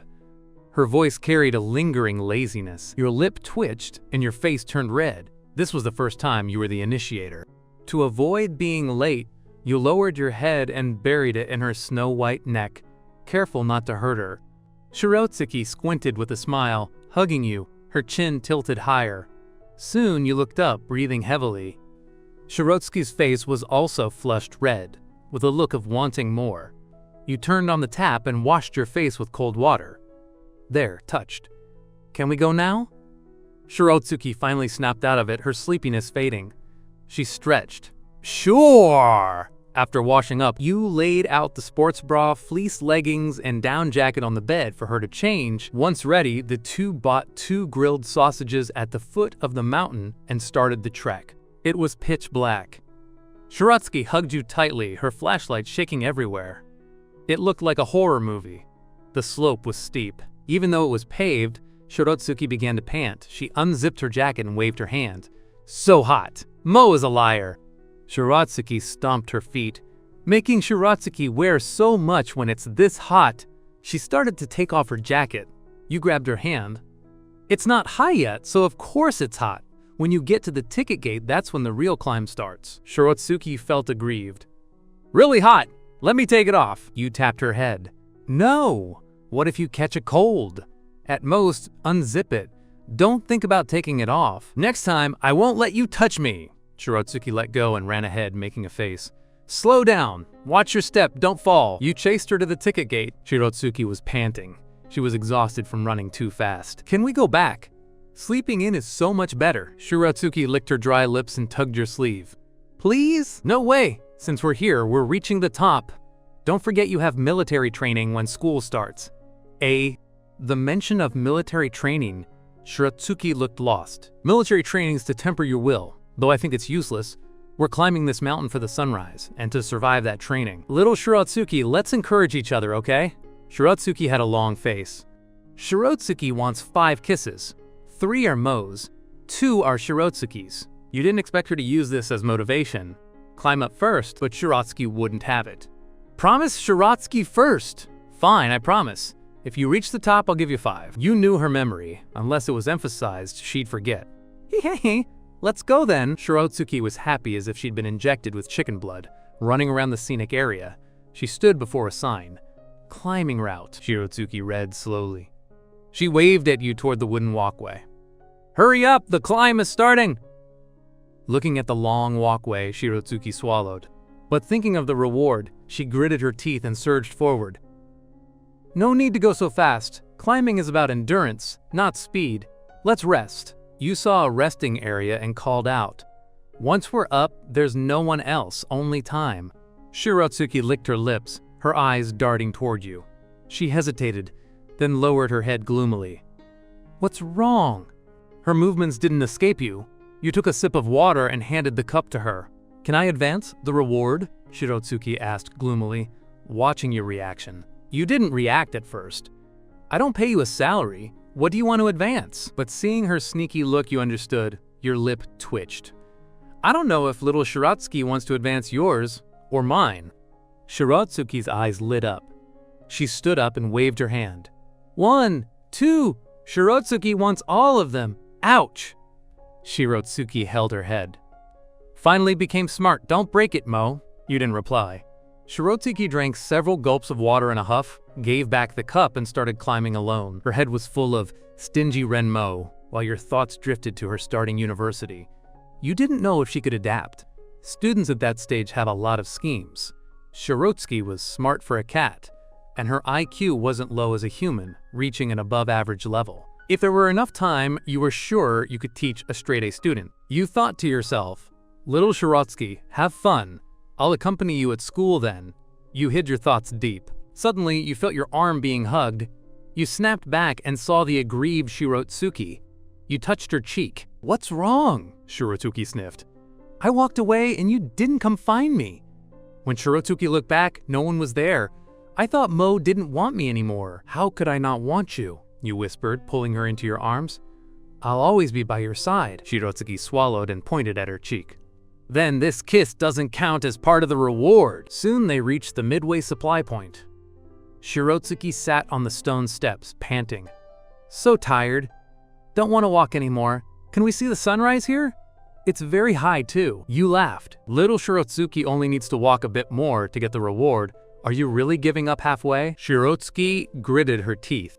The cold wind had started blowing. She wrapped her jacket tight. "It's 6 a.m. now. Is there still time?" You waved your phone. "If you don't slack off." Under your words, Shirotsuki stood up and charged toward the peak. She lowered her head and rushed, soon hitting a narrow path. Scared, she reached back for your hand. Only then did her heart settle. She took small steps through. This time, it took 20 minutes to see the supplies. Shirotsuki trotted over, cold and hungry. "Boss, 2 cups of instant noodles." You walked over and paid. The two sat at a small table. You touched Shirotsuki's cheek. It was frozen bright red. She kept licking her lips, staring at the boss, making the noodles. "Wait a bit and there will be food. Hang in there, we'll reach the top right after eating." Shirotsuki shivered. You suddenly remembered heat packs. You pulled her up. "Put on a heat pack, it'll be warmer." "Why do I have to get up?" "Don't ask, just come here." Standing by the cliff railing, you stuck 2 heat packs on the sides of her jacket. "There, it won't be cold soon." Shirotsuki nodded and sat back down quickly. A few minutes later, she impatiently opened the noodles, slurping them down. She ate happily. You didn't eat immediately, but stroked her face. "I'll take you to a feast after we go down." Shirotsuki nodded nonstop. Squinting her eyes with a smile, she giggled. "Hey, Mo is the best." Shirotsuki was so shocked by the sight before her that her mouth hung open slightly. The magnificent long walls looked as dazzling as daylight in the dark, as if they could illuminate the entire night. "How is it? Is it beautiful?" You stood behind Shirotsuki, smiling as you patted her head. Shirotsuki nodded excitedly, her exhaustion vanishing instantly as she skipped along, dragging you to see the temple. After crossing the plank path, you stood at the highest point in the true sense. By then, it was almost 7 a.m., and the sky was already turning a pale fish belly white. Standing on the mountain peak, the two of you looked as far as the eye could see. The horizon was extremely wide. Slowly, a red sun began to rise from the edge of the sky. Shirotsuki jumped up in excitement. "Mo, look, it's the sun!" You reached out and pulled her close. "Shirotsuki, that's the sunrise. Do you want to take a photo?" Shirotsuki's eyes were filled with longing as she clutched your clothes. "All right." With your back to the sun, you raised your phone. Shirotsuki originally wanted to kiss you, but you stopped her. "Little Shirotsuki, let me do it." Saying that, you closed your eyes and slowly leaned in. The shutter clicked, and the moment was frozen forever. So sleepy. Currently, the two were sitting on the cable car heading down. After freezing on the mountain for half an hour, the cable car finally started running at 8 a.m. "All right, we can go back and sleep soon." Shirotsuki's little head rested on your chest, making unconscious whimpering sounds while she muttered about the reward. "Yay, Shirotsuki has a reward." You glanced at her, your lips curling into an involuntary smile as you kissed her forehead. "I'll give you any reward you want, little Shirotsuki." Shirotsuki smacked her lips and frowned slightly, suddenly waking up with a start. She covered her ears and burrowed into your arms in fear. "It feels like something is trying to jump out of my ears. It's buzzing and it hurts." You naturally knew how she felt and chuckled. "It's okay. It's just the change in air pressure. It means we're slowly going down. Don't worry." Shirotsuki struggled a bit. Ever since getting on, she had been curled up in your arms in a daze, having no time to look outside. One look, and she was terrified. "We're going to fall." Shirotsuki screamed instinctively, closing her eyes and hugging you tightly. Being squeezed by two soft masses, your brain felt a bit oxygen-deprived for a moment. You kept pushing her. "Let go! I can't breathe!" Shirotsky hugged you even tighter. Having no choice, you tickled her a few times. Shirotsky felt a jolt like electricity passing through her body, and she trembled before loosening her grip. She said with some dissatisfaction, "Shirotsky is ticklish." However, out of the corner of her eye, she still saw the view outside the cable car. Shivering, she buried her head back into your chest, her body shaking slightly from fear. "All right, does little Shirotsky want to redeem her reward now?" To solve this problem, shifting her attention was the most effective method. You rubbed her head. That way you won't be afraid. Shirotsuki suddenly lunged forward and bit you hard. Although it was painful, you forced yourself to swallow the sob that surged to your lips. You reached out and kept stroking her smooth, long hair to comfort her. The cable car ran for 20 minutes before the two finally neared the ground. You spoke in a soft voice. "Little Shirotsuki, we're almost there." Shirotsuki slowly opened her eyes and saw the station approaching. Her heart finally settled. However, when she saw the bloody mark on your neck, her expression froze. "What's wrong? How about I buy you something to eat later, and then you take a good nap?" You reached out to scratch her chin, teasing her like before. But she didn't seem interested. Shirotsuki's lips parted slightly, but you interrupted her. "All right, we're here, get ready to get off." As they walked, the path down wasn't as tiring. Along the way, Shirotsuki looked miserable, her gaze constantly falling on you. "What's wrong? What do you want to eat?" Thinking she was trying to choose a dish, you laughed helplessly. "It's not like I won't let you eat. I'll take you for a big meal before we leave tomorrow." Shirotsuki suddenly stopped, lowered her head, and spoke. "Mo, I'm sorry. This catch you off guard." Looking at the dejected Shirotsuki, you were a bit confused. "What's wrong? I bit Mo and it hurt, right?" Shirotsuki pouted, her sapphire eyes looking at you with a trembling voice. "It must hurt a lot." You tilted your neck and waved it off. "It's fine. It just looks serious, don't worry about it." Shirotsuki remained silent. You walked over and took her hand. "All right, let's go back and rest. Don't think so much." After coming down the mountain and returning to the room, you threw your down jacket onto the sofa. You were overheated from the walk. "Little Shirotsuki, order something to eat, then take a bath and sleep." The two lay on the bed. The heavy curtains were tightly drawn, creating a dark atmosphere that made one feel a sense of tranquility. After a long time, Shirotsuki slowly opened her eyes, her gaze full of unease. She cautiously leaned toward you, looking at your head, and carefully reached out to touch the bloodstain on your neck. She leaned her little head over. In your sleep, your brow furrowed slightly.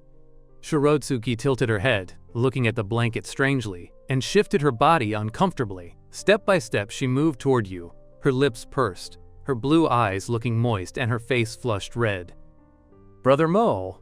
You looked at her red cheeks in confusion. "What's wrong?" Shirotsuki shook her head and didn't answer, continuing to lean in. You didn't understand why she changed so suddenly. You spoke with a raspy voice.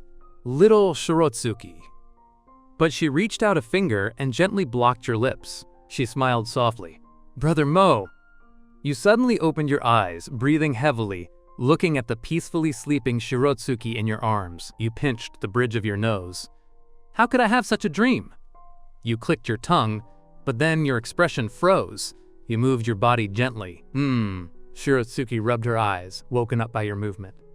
"Mo, what's wrong?" You swallowed, threw off the blanket, and got out of bed, turning your back to her. "Nothing, I had a dream and woke up in a sweat. I'm going to take a shower. You go back to sleep." Shirotsuki gave a faint hum. You picked up your bathrobe and shorts, walking unnaturally to the bathroom. Turning on the tap, you sniffed yourself and finally noticed your neck. The fragrance there was the strongest. That little Shirotsuki. You suddenly understood why you had that dream. When you finished showering and returned to bed, Shirotsuki clung to you, following the fresh scent of the shower gel. Smells so good. Did you sleep well?" You didn't push her away, but held her in your arms, patting her back. You spoke softly. "Shirotsuki!" She gave a big yawn and rubbed her eyes. "What's wrong?" "The vacation is over. We need to pack and go home," you said, gently stroking her hair. Shirotsuki seemed to want more. "If I go to school, can I still come home?" Your hand paused. "Of course. You can come back every day. Shirotsuki sniffed, nodded, and closed her eyes, falling back to sleep in your arms. The next day, the two took the high-speed rail back to the coastal city and then drove back to Kyoto. Originally, you wanted her to experience a plane, but thinking of her reaction on the cable car, you dismissed the idea. After all, if you were bitten for that long, you weren't sure if you'd survive. It was already evening when you returned to Kyoto. Your mom called, asking you to bring Shirotsuki for an official meeting tomorrow. She couldn't wait to see her darling Shirotsuki. After getting her consent, you booked a restaurant. However, you made a special point. Mom, you can't bring Dad, or I'll run away with little Shirotsuki. At that moment, you heard a roar from the phone. You little brat! Your mom weighed the options for 0.01 seconds and agreed to your request. Hello, Mom, I'm here. Where are you? You stayed on the phone to comfort the incredibly nervous Shirotsuki. Stuck in traffic? Okay, I'll have them serve the food first. Little Shirotsuki is a bit hungry. Shirotsuki cautiously glanced at the phone screen and then quickly shrank back. You hung up with a chuckle. It's okay, my family is very easy to talk to. Weren't you always calling her Mama this and Mama that? Why are you scared now? Shirotsuki lowered her head and spoke. But except for Mo, I haven't really talked to anyone else. I'm afraid Mama will hate me. Being on the phone is totally different from reality. Her gloomy look made you pause. Fortunately, she would be going to school in a few days, and communication wouldn't be an issue anymore. But little Shirotsuki, remember, you can't hide behind me later. If you're too nervous to speak, aren't I right here with you? You pinched her soft cheek and smiled. Little Shirotsuki is the best, right? Shirotsuki bit her lip and suddenly looked up, waving her little fist. Right, Shirotsuki is the best. But within 3 seconds of this boost, she looked at you pitifully again. I want a kiss. Then I won't be nervous. The dishes were served very quickly. Just then, the door was pushed open, and a woman wearing sunglasses and a white long-sleeve shirt walked in. The moment you saw her, you gently patted Shirotsuki and stood up with a smile. Mom, you're here. Shirotsuki swallowed. Looking at this woman who exuded a powerful aura, she stammered, Mama, hello. Your mom took off her sunglasses, her face full of a soft smile. Shiro is much prettier than she looked on the phone. You felt your hand being grabbed suddenly. Glancing at Shirotsuki, her body had started to tremble from nervousness. You chuckled. Mama, you flatter me. Your mom's lips curved slightly. Looking at the distance between the two of you, she raised her hand. Aren't the dishes all served? Let's eat. Shiro, come sit over here by me. Let Mama have a good look at you. As the grip on your hand tightened, you felt helpless. Mom, she's still hungry. Once you start looking, you won't stop. Your mom glared at you. As if you know so much.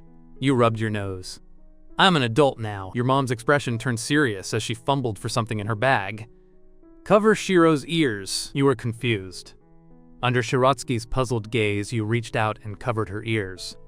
What's wrong? Your mom looked a bit embarrassed. She slowly pulled her phone out.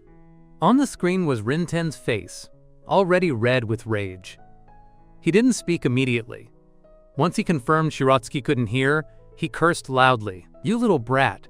You're good to your mom, but not to me, huh? You let your mom see Shiro, but not me? When you get home, if I don't break 3 belts, my last name isn't Rin. You smiled and slowly reached out. Your mom thought you were going to take the phone to apologize and pushed it forward. Instead, you took the phone and hung up the video call. To eat in peace, you even blacklisted your dad. You smilingly handed the phone back to your mom and whispered in Shirotsuki's ear, "Time to eat." Shirotsuki blinked and spoke uncertainly. Did Papa come too? I thought I heard a voice. No, he's very busy. He doesn't have time to come. He told me not to disturb him unless it's important. Just eat, don't think about it. You put a piece of fish in Shirotsuki's bowl and looked at Izumi. What's wrong, Mom? Is the food not to your taste?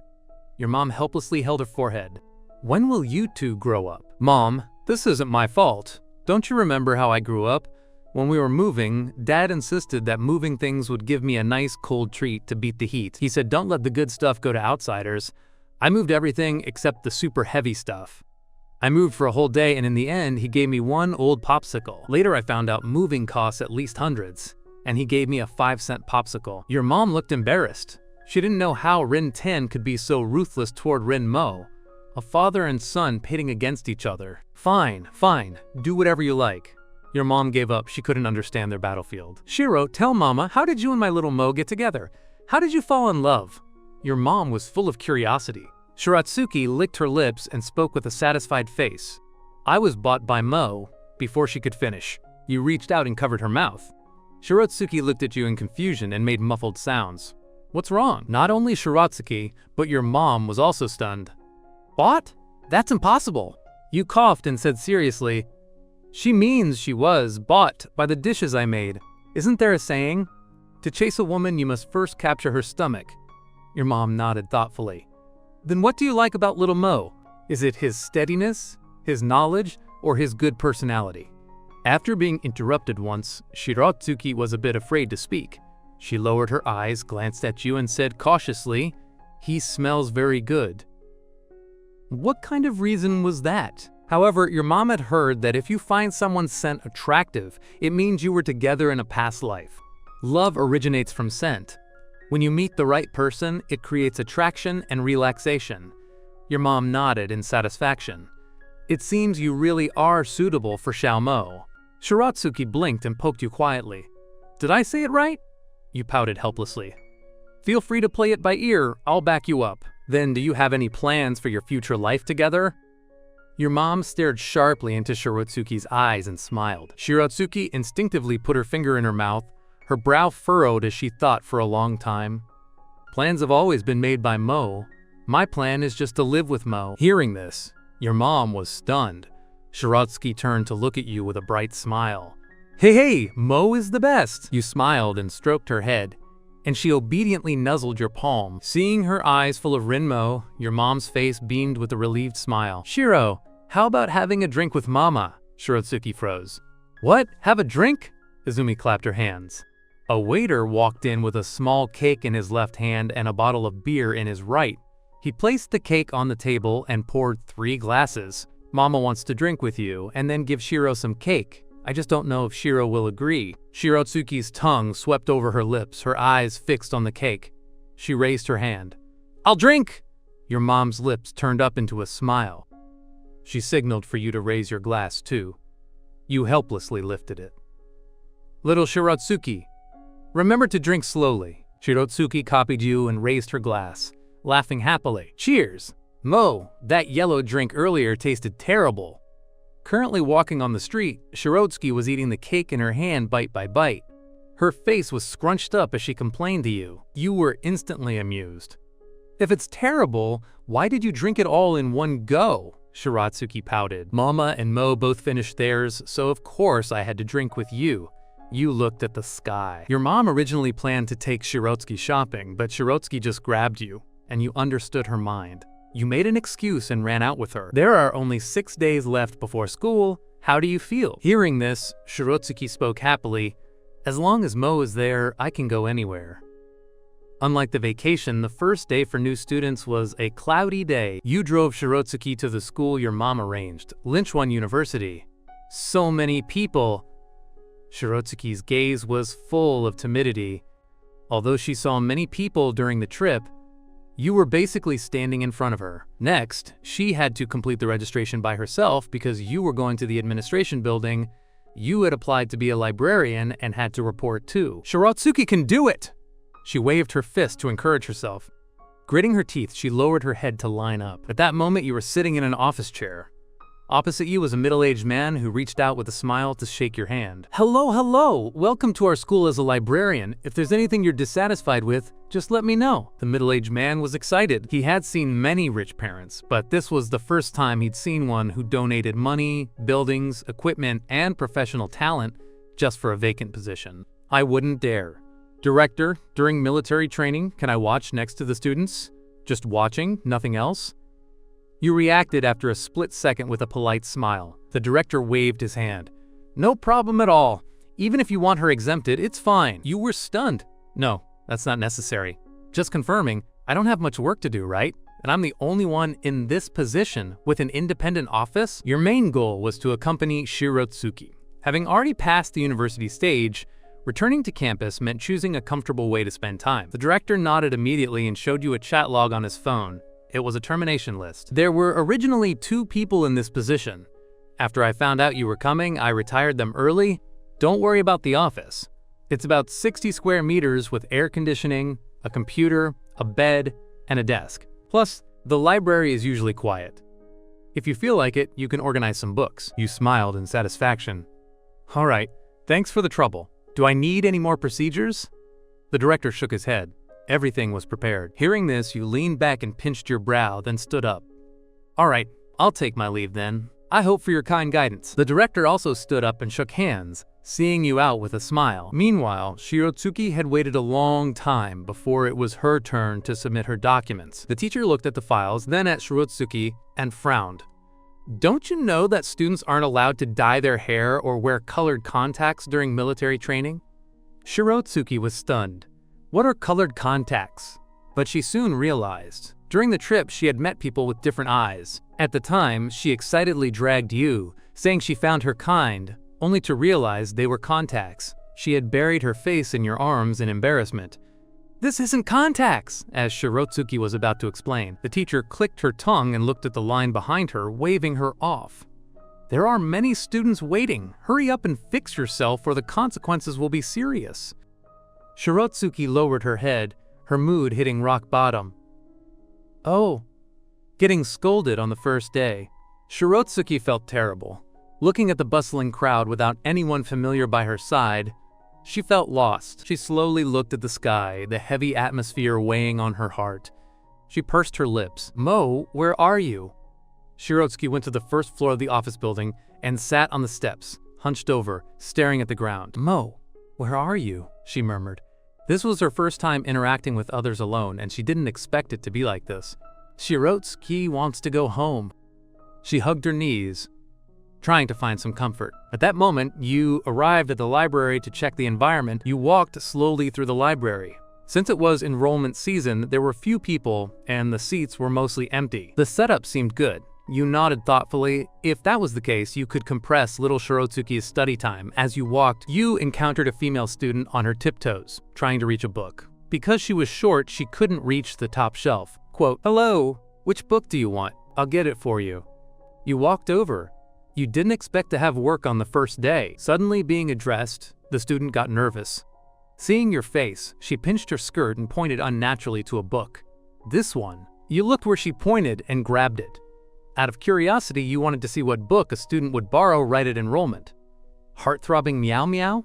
What kind of book was this? You blinked. After years of reading, your brain felt inadequate. "Teacher, can you give me the book?" You felt someone tugging your sleeve. Seeing her cautious gaze, you handed it over. "What is this book about?" The student hugged the book tightly. "Are you a teacher?" You shook your head. "No, I'm the new librarian." The girl sighed in relief and looked around. "It's a romance novel. It's very, very sweet. This is my 4th time reading it." "All right, you go ahead, but pay attention to your grades. I have things to do, so I'll head off." Your lip twitched as you turned to leave. Leaving the library, you thought Shirotsuki should be almost done, but as you turned a corner, you stopped. Seeing that familiar back sitting on the dirty steps, your Adam's apple bobbed. You walked over slowly and spoke tentatively. "Little Shirotsuki?" The ragdoll cat you raised for 2 years had turned into a beautiful girl overnight. Not only did she like holding you to sleep, but she also took every chance to steal the strawberry flavor from your mouth. You only let her go to register alone, not expecting her to be scolded by a teacher for her white hair. You just came from the library, and turning around, you saw her. Looking at that familiar back on the dirty steps, you walked over and spoke tentatively. Hearing your voice, Shirotsuki turned around with teary eyes. The grievance in her gaze overflowed instantly, and she jumped up and lunged into your arms. "So you want someone to tutor you?" She held you tightly, his voice breaking with a sob. "Mo, Shirotsuki wants to go home." You were stunned by those words.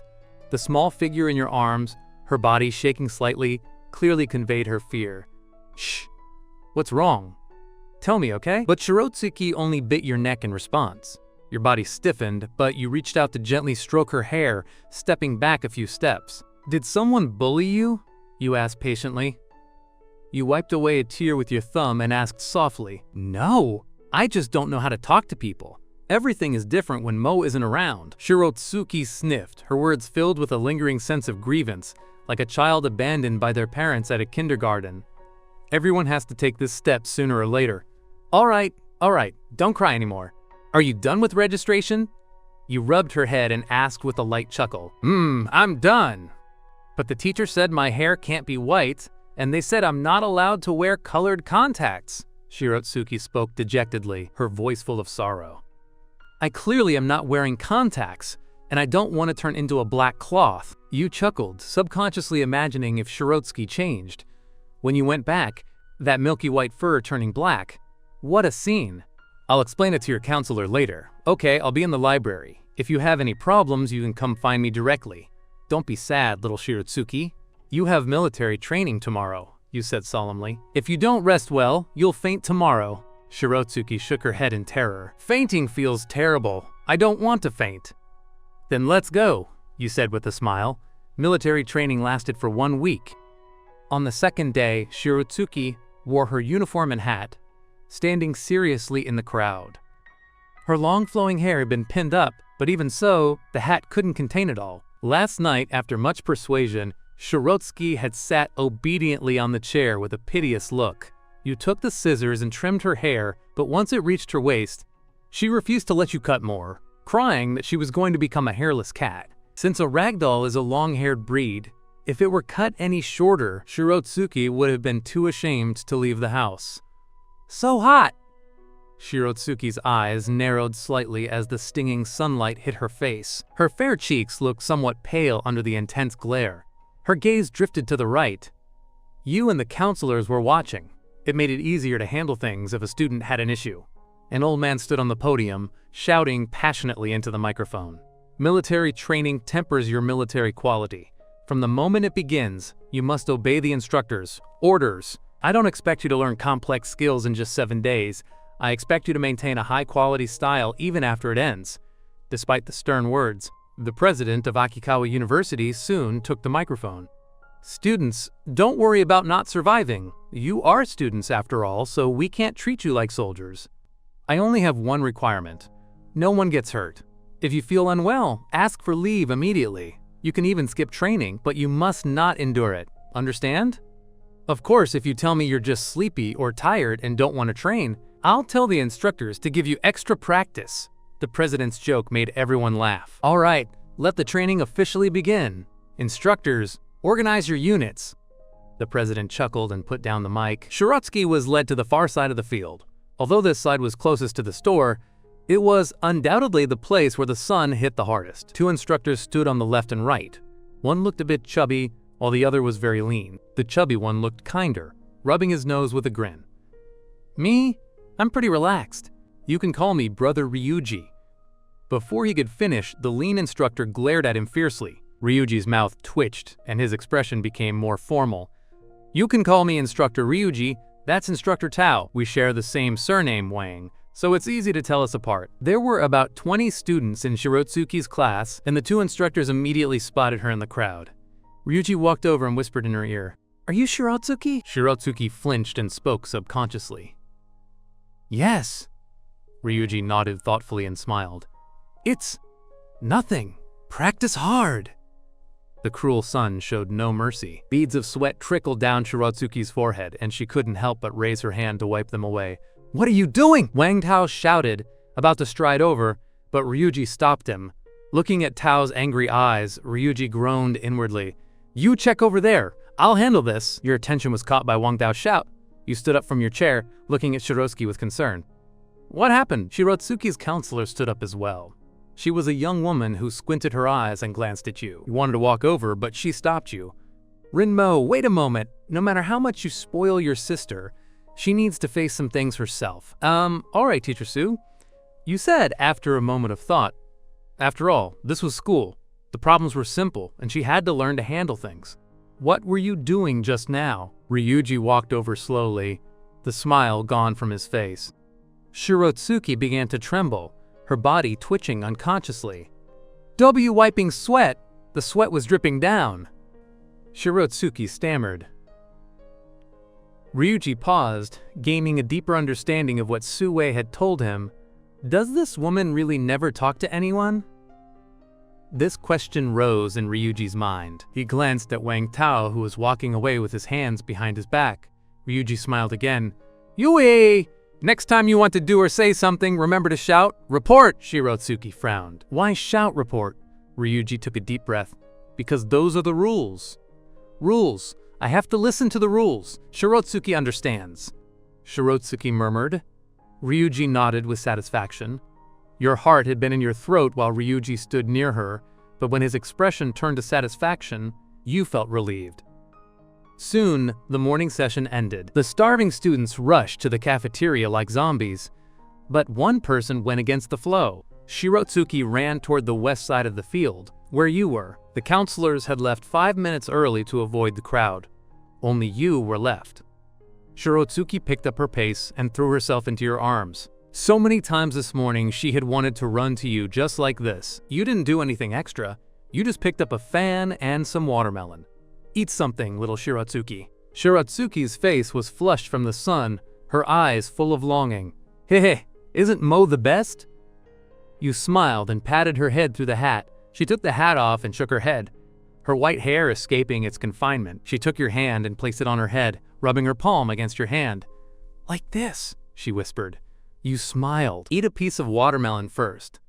Later, you can come to my office for the AC. I ordered food, so don't go to the cafeteria.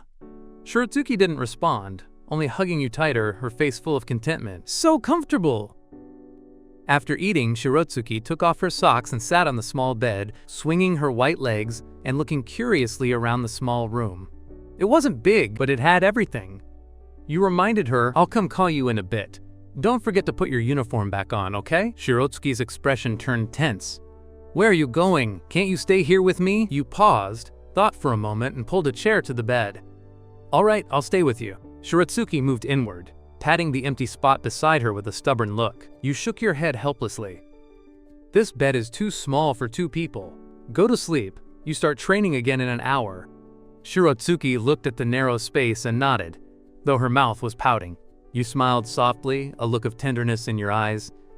Be good. I'll make you something delicious tonight to make up for it. Shirotsuki felt a bit more settled, her heart filling with anticipation as she held your arm and fell asleep. You exhaled, carefully pulling your arm away and turning up the AC slightly so she wouldn't catch a cold. You glanced at her, opened your laptop, and started browsing. Suddenly, you remembered that novel a student was holding, the heart-thumping Meow Meow. Why did it sound so much like Shirotsuki? You had just slept, and the ragdoll had suddenly turned into a white-haired woman lying in your arms. Is it really that good? You searched for it on the Wukong browser out of curiosity. After reading for a bit, you got hooked. Before you knew it, you noticed the time. You stretched and walked to Shirotsuki.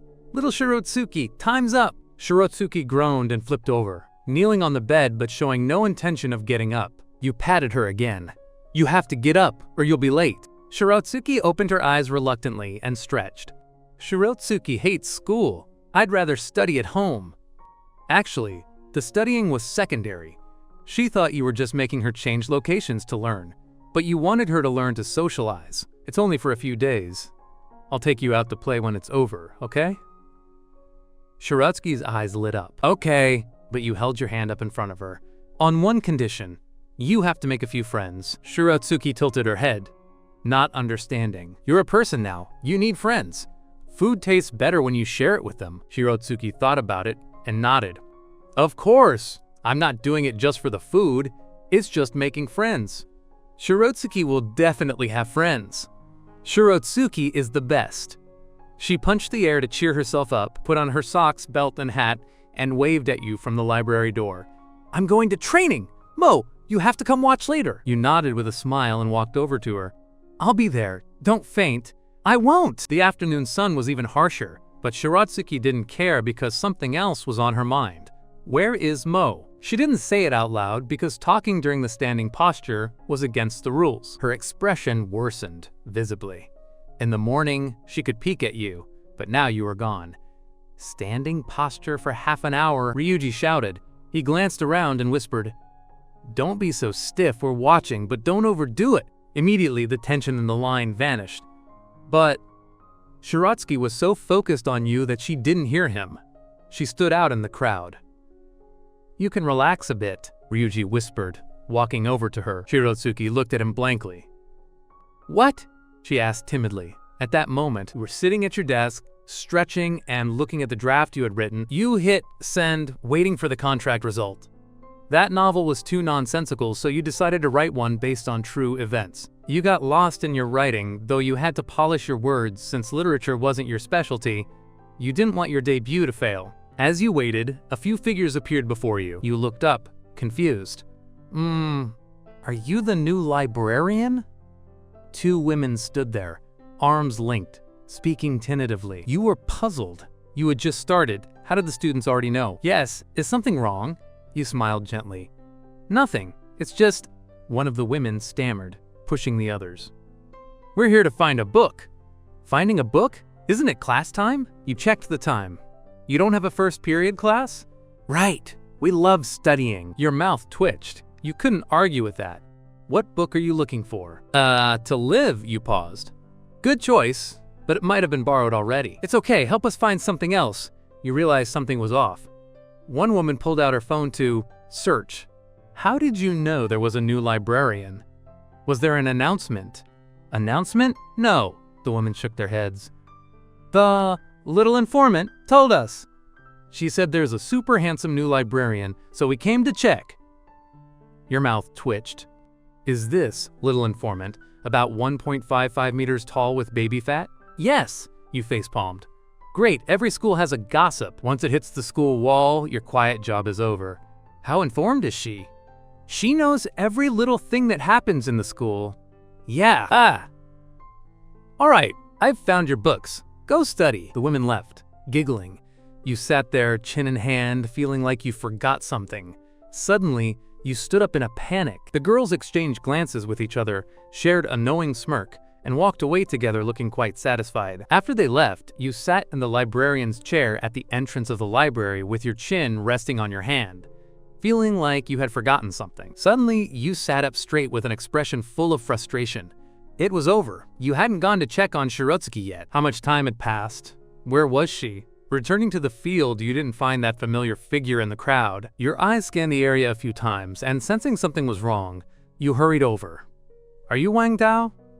After seeing you, he froze for a moment with a serious expression. Excuse me, I'm the new librarian. My younger sister is in this class, and I just noticed she doesn't seem to be here. May I ask where she is? You gave a polite smile and explained. Just now, a female student felt unwell. Her face was deathly pale, looking like low blood sugar. So she was sent to the infirmary. Wang Tao nodded to you. You say she's in the infirmary? Yes, it shouldn't be a big problem. Her constitution is just a bit weak. She'll be fine after a rest. I've exempted her from this afternoon's training. You should take her back to rest. Wang Tao nodded and, at the same time, barked at the students in the crowd who were looking at you curiously. Have you forgotten the discipline I just emphasized? 10 more minutes of military posture. You nodded in thanks and turned to run toward the infirmary. Running all the way from the field into the infirmary, you finally saw Shirotsuki lying on the hospital bed, staring blankly out the window. Your heart immediately ached for her. Shirotsuki, how do you feel? You walked toward Shirotsuki, and she pulled her gaze back from the window. Seeing it was you, she froze for a second. You turned to ask the doctor how she was. The doctor had his hands in his pockets with a stethoscope around his neck. It's just low blood sugar. This child probably hasn't exercised much, and there might be other reasons. Just rest well. It's nothing serious. By the way, are you the guardian? Let the child go back and rest properly. I'll tell the instructor to stop her military training for these 2 days. You nodded to show your gratitude. The doctor waved his hand dismissively. It's fine! Then he turned and left. You sat down by Shirotsuki's bed and reached out to stroke her face. Shirotsuki's nose twitched, and with a look of displeasure, she turned her head away as if she didn't want you to touch her.